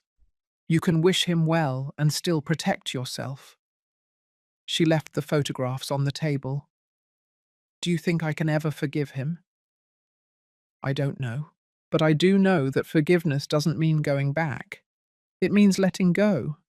It means letting go of the weight of what he did to you. I don't know how to do that. No one does. But you try, one day at a time. The next day, I did something I needed to do. I wrote a letter to Robert. I didn't send it by mail. I didn't send it through lawyers. I simply wrote it, for myself, to close something inside me. It said, Robert, I am not writing to insult you. I am not writing to threaten you. I am writing because I need you to know something. You thought you could hurt my daughter without consequences. You thought you were untouchable, that you could control her, destroy her, and no one would do anything. You were wrong. Not because I am powerful, not because I have unlimited resources, but because I am a mother, and there is no more dangerous force in this world than a mother protecting her daughter. I don't need revenge. I don't need you to suffer by my hands, because life is already collecting its debt from you. You are already losing everything, your job, your reputation, your peace of mind, and you will continue to lose, because that's how it works. The pain you cause comes back. I am not going to pursue you. I am not going to look for you. But if you ever, ever come near my daughter again, if you touch her, if you threaten her, if you even look at her, I will use every contact I have, every favor owed to me, every resource I have accumulated in 28 years to make sure you pay, not with violence, but with justice, the real kind, the kind that cannot be bought, the kind that cannot be negotiated. Stay away, rebuild your life, get help, but leave us in peace, because we will not give you another chance. Mary O'Connell. I folded the letter. I put it away in a drawer, and I felt something I hadn't felt in months. Peace. That same week, something unexpected happened. I received a call from a woman I didn't know. Mary O'Connell? She asked, her voice trembling. Yes, who is this? My name is Danielle Osborne. The world stopped. Danielle, Robert's ex-girlfriend, the one who had filed a complaint and withdrawn the charges. Danielle, I said, trying to stay calm. How did you find me? A friend who works at the DA's office told me about your daughter's complaint, and I needed to talk to you. Why? Silence. And then, because I want to testify. We met 2 days later at a downtown coffee shop. Danielle was a woman about 35 years old, thin, with short hair and a small scar on her left eyebrow. She looked nervous, fragile, as if any loud noise could break her. Thank you for coming, I told her. Thank you for seeing me. I know it must be strange. It's not strange, it's necessary. She took a sip of her coffee. Her hands were shaking. When I found out your daughter filed a complaint, I felt two things, guilt and relief. Guilt, because I could have stopped him 4 years ago. If I hadn't withdrawn my complaint, maybe your daughter never would have gone through this. It wasn't your fault, I said firmly. You did what you could, and that's enough. She wiped her tears. I want to testify at the trial. I want to tell what he did to me, so the judge sees that this isn't an isolated incident, that it's a pattern, that Robert is dangerous. I felt a lump in my throat. Are you sure? Because it's going to be difficult. His family is going to attack you. They're going to say you're lying, that you have resentment. I know. But if I don't do this, if another woman ends up with him, and I didn't do anything to stop him, I couldn't live with myself. I looked her in the eyes, and I saw something I hadn't expected. Strength, resilience, survival. I told Claire about Danielle that night. She cried, not from sadness, but from something deeper, from understanding, from connection. I'm not alone, she whispered. I wasn't the first. I wasn't the only one. No, my love, you weren't the only one. And that's horrible. But it also means you're not crazy, that you didn't imagine anything, that it was all real. She nodded, took a deep breath, and for the first time in weeks, I saw something in her eyes that I thought I had lost. Hope. The day Danielle presented her complimentary testimony to the DA's office, Claire and I went to support her. We didn't go into the room, we just waited outside. All three of us together, 3 women who had been hurt by the same man.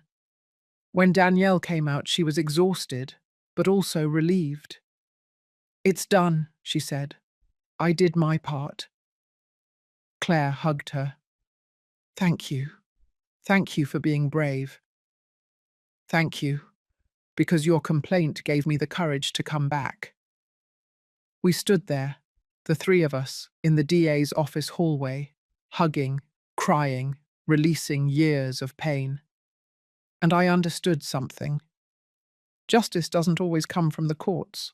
Sometimes it comes from women holding each other up, giving each other strength, refusing to stay silent. That night, Claire and I ate dinner in silence. I made beef stew, the same one my grandmother taught me, the same one I taught Claire. The smell filled the kitchen, familiar, comforting, like an invisible hug. "Mum," Claire said, breaking the silence, "I want to go back to work." I looked at her, surprised. "Are you sure?" "Yes, I want to get my life back. I can't stay hidden forever." "What if he looks for you?" "Then I'll face him, but I'm not going to keep living in fear. I'm not going to give him that power over me." I felt my heart swell with pride. My daughter was coming back, but I knew something was still missing. Robert was still out there, free, waiting, and eventually he would try something. Men like him don't give up. They don't accept defeat. They always come back. And when he did, I had to be ready, but not with revenge, not with violence, but with something more powerful, with the truth, with patience, with the certainty that life collects its debts. Always. A week later, something changed. Javier called me. "Mary, you need to know something." "What happened?" "Robert had another altercation. This time it was worse. He hit a man in a bar. The man pressed charges. And now there's an arrest warrant." I felt the air leave my lungs. "When?" "He was arrested this morning, and this time the judge didn't give him bail. He's going to remain in pre-trial detention until the trial." I hung up the phone. I stood there, sitting on my bed, my hands trembling. I didn't feel triumph. I didn't feel joy. I only felt relief. And something else, understanding. Sister Teresa was right. Life collects its debts, always. That night I told Claire. She didn't say anything at first. She just looked out the window, watching the city lights, watching the world she had lost and was starting to get back. "Do you think he'll change?" she finally asked. "Do you think Robert can change in jail?" "I don't know, my love, but he's no longer our problem. It's no longer our responsibility to save him." "And what is our responsibility?"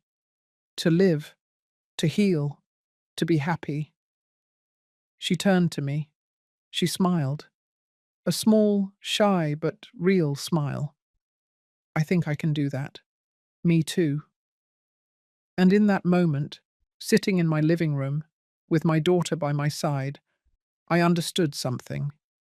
I didn't need revenge. I didn't need Robert to suffer by my hands, because life was already doing it.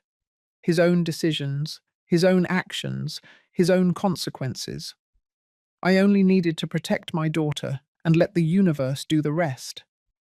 Because sometimes the most powerful justice is not the one you impose, it's the one you allow to unfold. Naturally, inevitably, like the tides, like the seasons, like karma. There is something I learned in all these years. Life doesn't need us to ask for justice. Life simply delivers it, in its own time, in its own way, without rushing, but without forgetting. 3 months passed since Robert was arrested again. 3 months in which, little by little, my daughter began to return to the world. First it was small things, going out into the garden, getting some sun, smiling when she saw birds, wearing colours in her clothes again instead of that permanent grey she had adopted. Then, bigger things. She called her old agency. She explained the situation. They welcomed her back with open arms. They told her she had been their best designer, that they had missed her, that her place had always been there, waiting for her. Claire cried when she told me, but this time they weren't tears of pain. They were tears of relief. "I'm going back to work, Mum," she told me. "I'm going back to creating." And she did it. She started slowly. From home, simple designs, logos for small businesses, illustrations for a children's book, covers for an independent publisher. But every design was a step. Every creation was a reclaiming of something she thought was lost. One day she came home with a huge smile. "Mom, look." She showed me her laptop. It was a book cover. A beautiful illustration of a woman with her back turned, looking toward a light-filled horizon. The title of the book was After the Storm. "It's beautiful," I told her. "It's mine. I designed it. And they're going to publish it. It's going to be in real bookstores." I hugged her, tight, because that cover wasn't just a design. It was a symbol of everything she had survived, of everything she had recovered, of everything she could still create. While Claire flourished, I followed the legal case closely. The trial was scheduled for June. The district attorney's office had enough evidence. The photographs of Claire's injuries, her testimony, Danielle Osborne's testimony, the medical reports, the history of violence. Robert's defense tried to delay everything. They asked for more time. They questioned the validity of the evidence. They tried to discredit Claire and Danielle. But something was changing, something no lawyer could control. Robert was crumbling from the inside. Javier kept me informed. He told me things that didn't appear in the official documents, things he saw at the preliminary hearings, things he heard from other officers. "Robert is not the same," he told me one day. "He looks haggard. He lost a lot of weight. He has deep circles under his eyes. And when he speaks, he no longer has that arrogance. He looks empty." Empty? Yes, like something inside him went out. Those words kept going through my mind. Empty. In jail, Robert was paying a price no judge had imposed on him. It wasn't the cell. It wasn't the hours. It wasn't the bad food or the cold nights. It was the loneliness. His family, who at first defended him tooth and nail, began to distance themselves. His father stopped visiting him after the second month. He said he had to take care of his health, that the stress was killing him. But the truth was something else. He was ashamed. Ashamed to have a son like that. Ashamed of the neighbors' looks, the gossip in the neighborhood. His mother kept going, but less and less. And each visit was shorter, quieter, until one day she simply stopped going. She sent him a letter. Javier told me Robert read it and cried. It said something like, "I can't keep turning a blind eye anymore. What you did to those women was wrong. And even though you are my son, I can't keep supporting this. You need to seek help. You need to change. But I can't be there anymore watching you destroy yourself." His brothers never went to see him. Not once. His friends disappeared. The ones who used to invite him to play football, to drink beer, to watch games.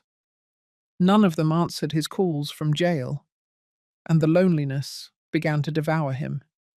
In May, 1 month before the trial, there was a conciliation hearing. Robert's lawyer proposed a settlement. If Claire withdrew the complaint, Robert would agree to mandatory therapy, community service, and would maintain the permanent restraining order. The prosecutor called us to ask what we thought. Claire and I looked at each other. She took a deep breath. "I want to see him," she said. "What?" "I want to see him. Before I decide. I need to look him in the eyes." The prosecutor arranged a supervised meeting in a small room at the DA's office, with guards present, with cameras recording everything. I went with Claire. We sat on one side of a long table. We waited. When the door opened and Robert walked in, I barely recognized him. The man who had entered our lives with an ironed shirt, a perfect smile, and infinite arrogance no longer existed. In his place was a thin man, hunched over, with the orange prison uniform hanging off his body, long, messy hair, a grown-out beard, deep circles under his eyes, the eyes empty, exactly as Javier had described. He sat down across from us. He didn't look up immediately. When he finally did, he looked at us. First at Claire, then at me. And I saw something I hadn't expected to see. Shame, remorse, defeat. "Claire," he said in a hoarse voice, as if he hadn't spoken in days. I don't know what to say." She didn't respond. She just looked at him, firm, no longer afraid. "I know nothing I say will fix what I did. I know I hurt you, destroyed you, and I have no excuse, no justification." He paused. He took a shaky breath. "I was so lost, so angry at the world, at my job, at myself, and instead of fixing it, I took it out on you. And that was unforgivable." Claire still didn't speak, but I saw that her hands, which would have been trembling before, were now still, calm. "I'm not asking you to forgive me. I don't deserve it. I'm just asking you to know that I regret it. Every day, every night in that cell, I see your face. I see what I did to you, and I wish I could go back in time." Finally, Claire spoke. "Do you know what the saddest part is, Robert?" He looked at her, waiting. "That I did forgive you. Not for you, for me. Because carrying the hatred was killing me as much as you were killing me. But forgiving you doesn't mean forgetting. It doesn't mean going back. It doesn't mean what you did was okay." He nodded. A tear fell down his cheek. "I know. And it also doesn't mean I'm going to withdraw the complaint."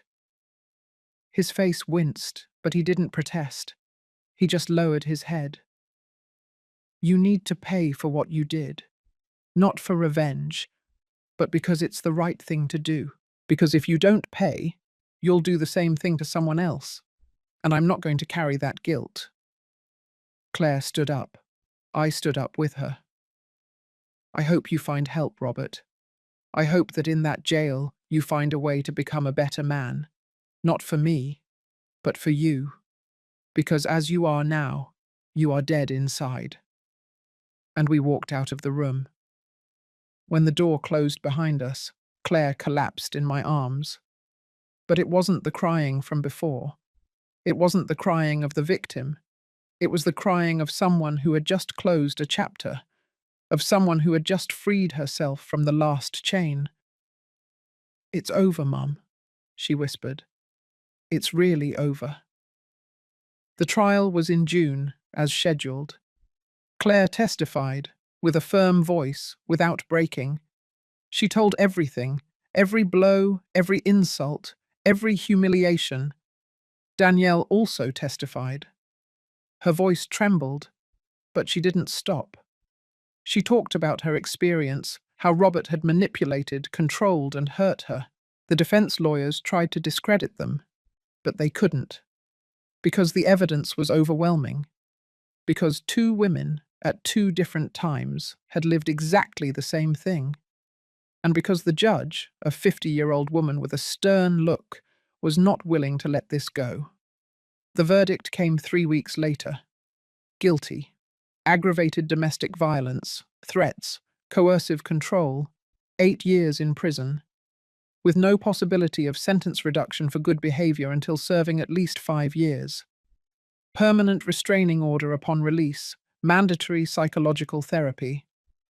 When the judge read the sentence, Claire didn't cry, didn't scream, didn't celebrate. She just closed her eyes, took a deep breath, and squeezed my hand. I looked at Robert. He was standing, handcuffed, his head down. When they led him out of the room, he turned one last time, looked at us, and in his eyes, I saw something that confirmed what I already knew. He wasn't a monster. He was a broken man who had broken others. And now, finally, he was paying. We left the courtroom into the daylight. The sun was shining. The streets of Boston were alive.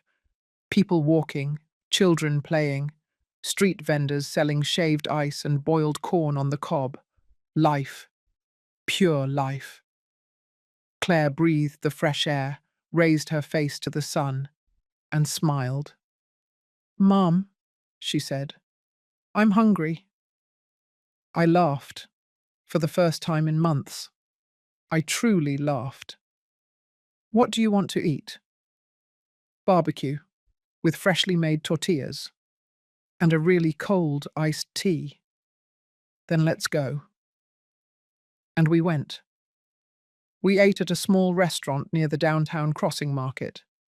We ordered barbecue, tortillas, onion, cilantro, lime. Claire ate with appetite. She ate like I hadn't seen her eat in a year. And while we ate, we talked. Not about Robert, not about the trial, not about the pain. We talked about her work, about her new projects, about the places she wanted to visit, about the dreams she wanted to get back. We talked about life, the life she could now live, without fear, without chains, free. 3 months after the trial, Claire moved out. Not far. Just to a small apartment a few streets from my house. A place just for her, with large windows that let in the light, with white walls where she could hang her own designs. When I went to help her unpack, I found something in one of the boxes. It was the photograph I had taken of Robert that day, the one I sent to get him arrested. "Why did you save this?" I asked her. She looked at it. "To remember." "Remember what?" "That I survived, that you saved me, and that I will never again allow anyone to take my light." She put the photograph in an envelope. She sealed it, and she put it in the bottom of a drawer. It stays there, as part of the past, but it no longer has power over me. A year later, I received news. Javier called me. "Mary, I thought you would want to know something. What happened?" "Robert is in therapy in jail. Therapy for abusers. They say he's cooperating, that he's working on his problems." And? And nothing. I just wanted you to know. I don't know if he'll change. I don't know if he's really sorry or just playing the game to get out earlier. But at least, he's in therapy. I thanked him for the information, but it didn't affect me, because Robert was no longer my problem. He was no longer Claire's problem. He was his own problem, and what he did with his life was in his own hands. We had already moved on. 2 years after the trial, something beautiful happened. Claire met someone. I'm not going to lie to you. When she told me, I felt fear. I felt panic. I wanted to scream, "No, not again." But I kept quiet. I took a breath and listened. His name was Daniel. He worked at an independent bookstore. He liked to read poetry. He played the guitar. He was calm, kind, respectful. "Mum, he's not like Robert," Claire told me. "He listens to me. He respects me. He never pressures me." And when I told him everything I went through, he cried. He cried because it hurt him to know that someone had hurt me like that. I met Daniel a few weeks later. He was exactly as she described him. When he said goodbye to us, he kissed Claire on the cheek, softly, respectfully, and he said, "Thanks for dinner. I loved meeting your mum." When he was gone, Claire looked at me. "What do you think?" I think he's a good man. Just that? I think you deserve someone who treats you like that, with respect, with affection, without fear.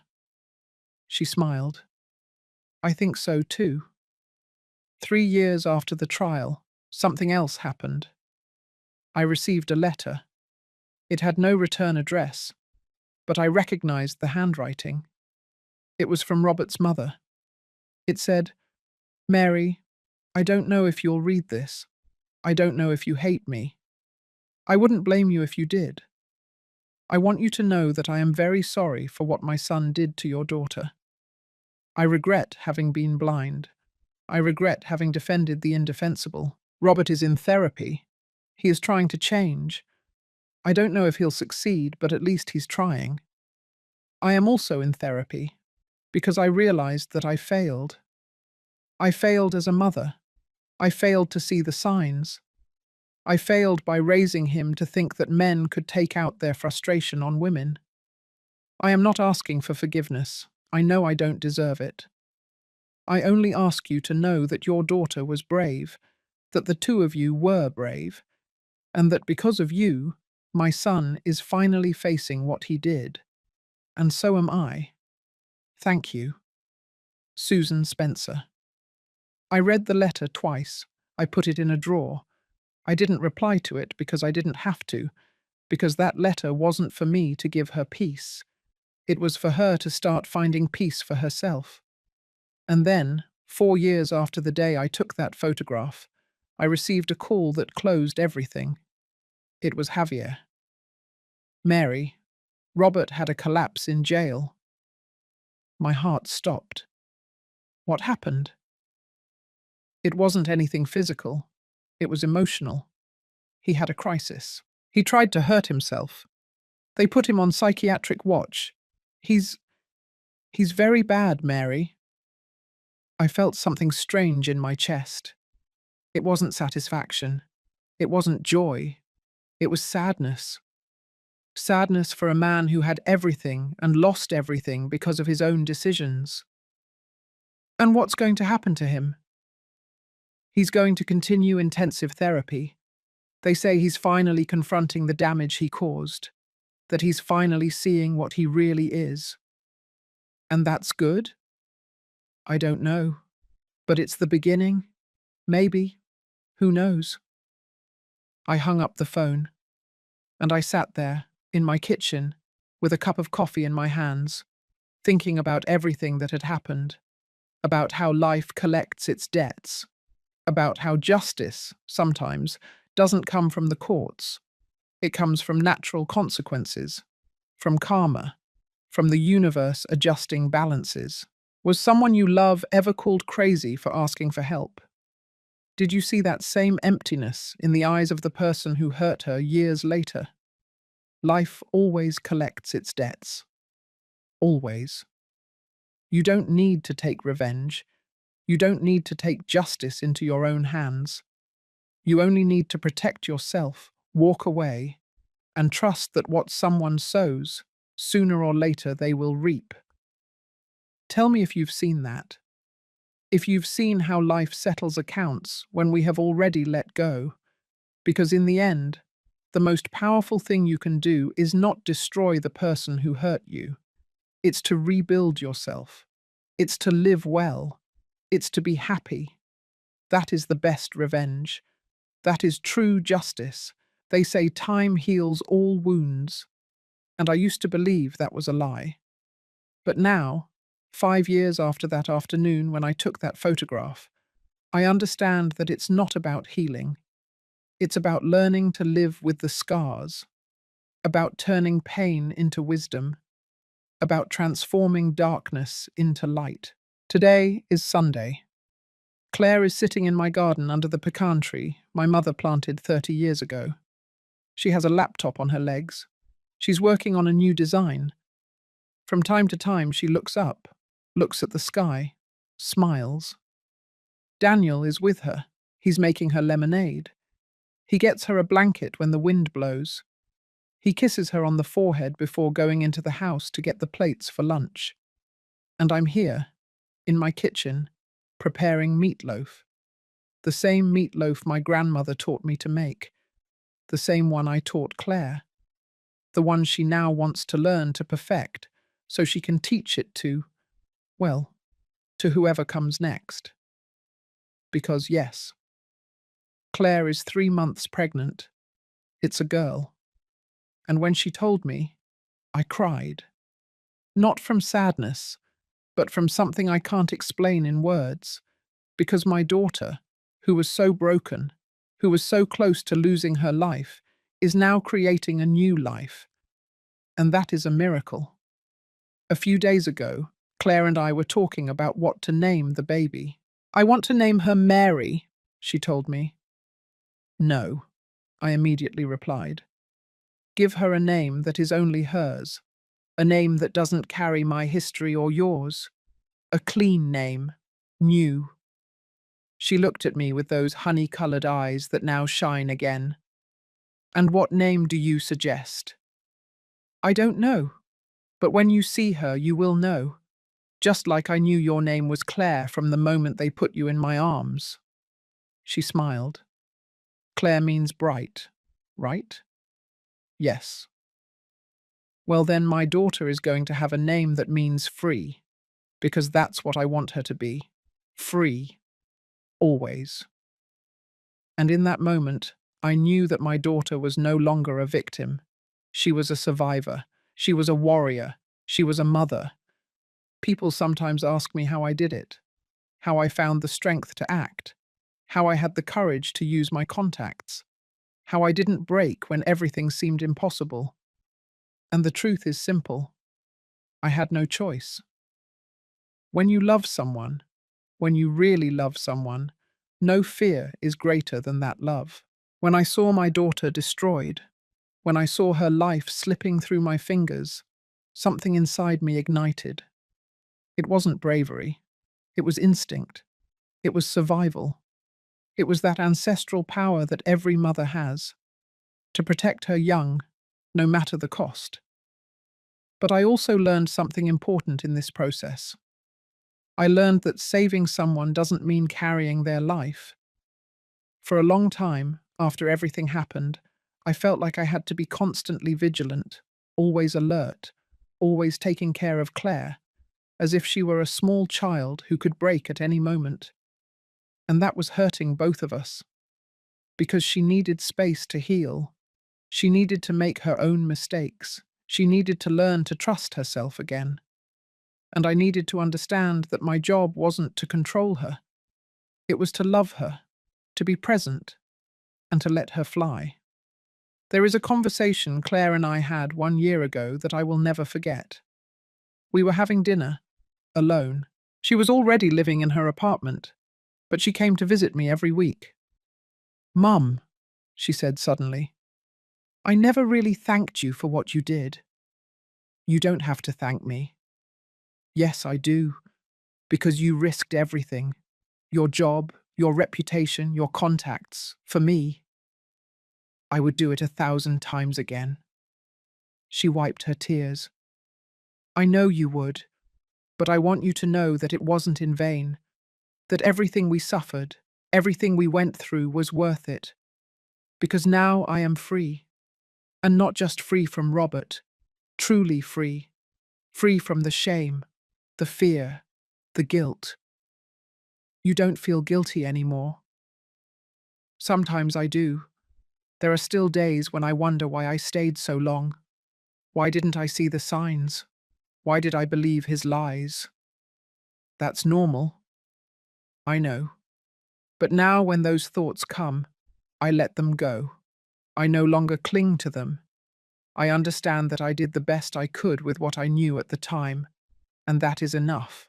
Those words filled me with peace, because they meant that my daughter had finally forgiven herself. And Robert is still in jail. He has 3 years left on his sentence. I don't know what will happen when he gets out. I don't know if he really changed. I don't know if the therapy worked or if he just learned to say what they wanted to hear. But that no longer matters to me, because Robert no longer has power over us. He is just a man in a cell, a man who lost everything, a man who is paying for his decisions. And we are living, truly living. 6 months ago, something unexpected happened. A young woman looked for me on social media. Her name was Brenda. She was 26 years old. She sent me a private message. Ms. Mary, I don't know if you remember me. I worked at the DA's office as an intern a few years ago. I heard your story, the story of how you saved your daughter. And I need to talk to you, please. I gave her my number. She called me that same night, and she told me her story. Her boyfriend was hitting her. He was controlling her. He checked her cell phone. He took her money. He threatened to kill her if she left him. I don't know what to do, she told me, crying. I'm scared. I have nowhere to go. My family lives in another state. My friends don't believe me. They say I'm exaggerating, that he loves me, that he's just stressed. And in that moment, I understood why everything had happened, why I had suffered, why I had fought, why I had documented everything. It wasn't just to save Claire, it was to be able to help others. I gave Brenda the contact numbers I had. I explained step by step how to file a complaint. I told her where she could find temporary shelter. I gave her the names of lawyers specializing in gender violence. And above all, I told her something that no one had told me when I was in the middle of the storm. You are not crazy. You are not exaggerating. What is happening to you is real. It is serious. And you deserve help. She cried. Thank you. Thank you for believing me. I will always believe you. Brenda filed her complaint 2 weeks later. Her ex-boyfriend was arrested. She got a restraining order. She moved to a temporary shelter. She started therapy. And 1 month ago, she sent me a photo. It was a photo of her smiling in her new apartment. Small, simple, but hers. The message said, "Thanks for giving me the courage, for showing me that you can get out, that you can survive." And I replied, "It wasn't me, it was you. I just reminded you how strong you already were." Since then, I've received more messages from women who read about Claire's case in the news, from women who heard the story through someone else, from women who simply needed to know that they weren't alone. And I realized something. My story, our story, is not just ours. It is the story of all the women who have suffered in silence. It is the story of all the mothers who have seen their daughters destroy themselves and don't know how to help. It is the story of all those who are afraid to file a complaint because they think the system won't protect them. And maybe it won't protect them. Maybe the system will fail. But that doesn't mean we shouldn't try, because every complaint, every testimony, every woman who raises her voice is a crack in the wall. And when there are enough cracks, the wall collapses. Claire and I sometimes talk about writing a book, telling our complete story, uncensored, without fear, so that other women know they are not alone, so that other mothers know what to do when they see the signs. We haven't done it yet. Maybe someday. But in the meantime, we tell our story in other ways. In conversations, in messages, over coffee with women who need to hear that, yes, you can do it. Because sometimes the only thing someone needs to take the first step is to know that someone else did it before and survived and is well and is happy.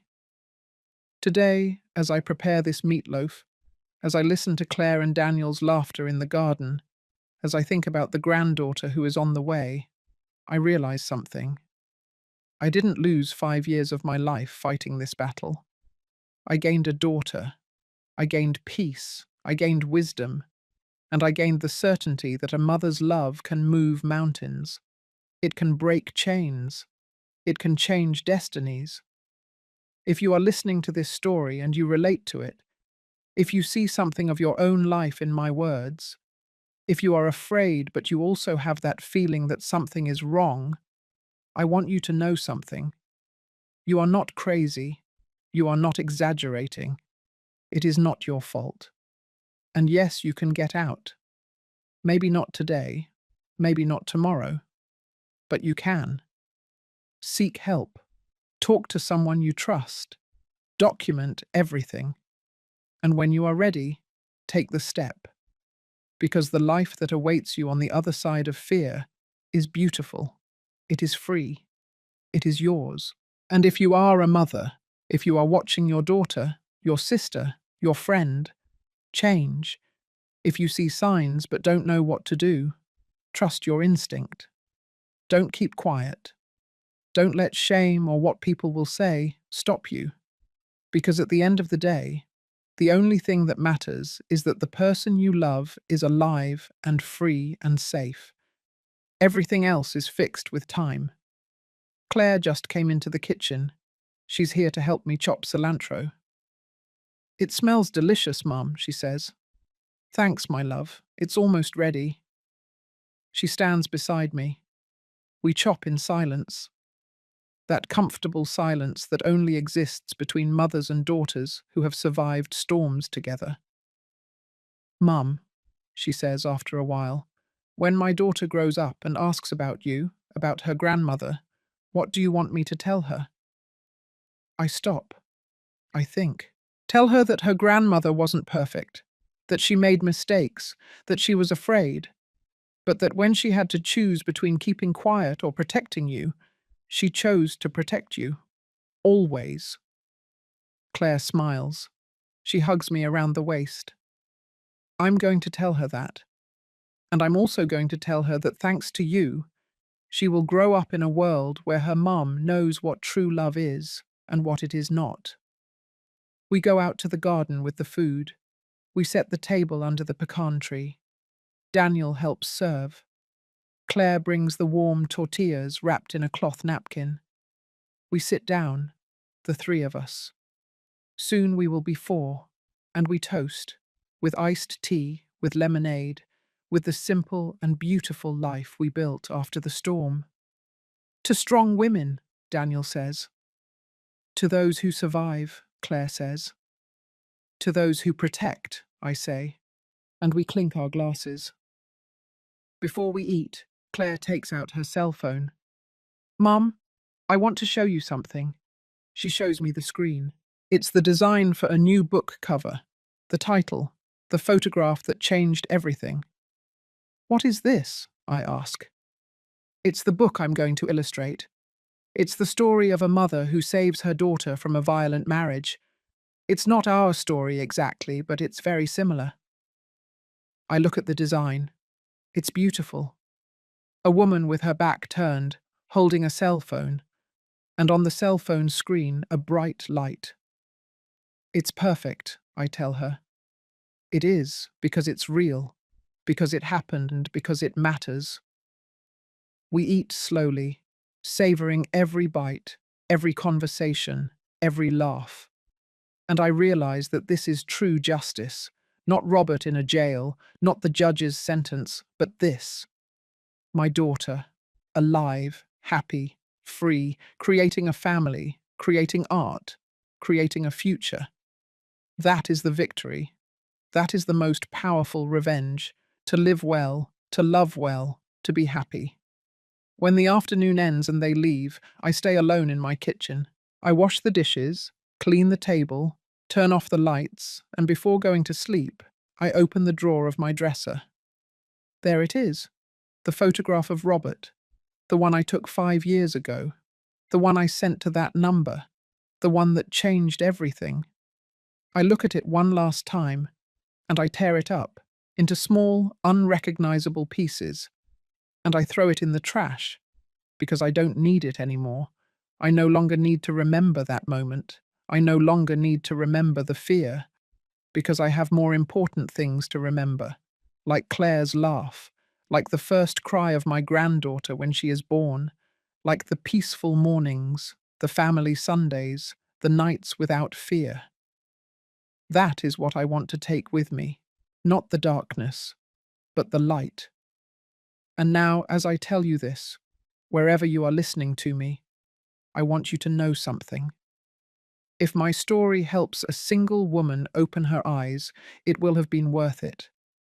If my story gives a single mother the courage to act, it will have been worth it. If my story tells a single person that they are not alone, it will have been worth it. Because in the end, that's what life is about. Not taking revenge on those who hurt us, but helping those who come after us, reaching out a hand, saying, I went through this too, and I survived, and you can too. Thank you for listening to me until the end. If this story touched your heart, share it with someone you love. Sometimes a story like this can change an entire day. It can save a life. It can be the push someone needs to take the first step toward freedom. Subscribe and hit the notification bell to hear more stories of women who transformed their pain into wisdom. Every day, a woman, a life lesson, and remember, life always collects its debts. You don't need to take revenge, you just need to protect yourself, love yourself, and trust that the universe will deliver justice, because it always does. Always. May God bless you, and until next time.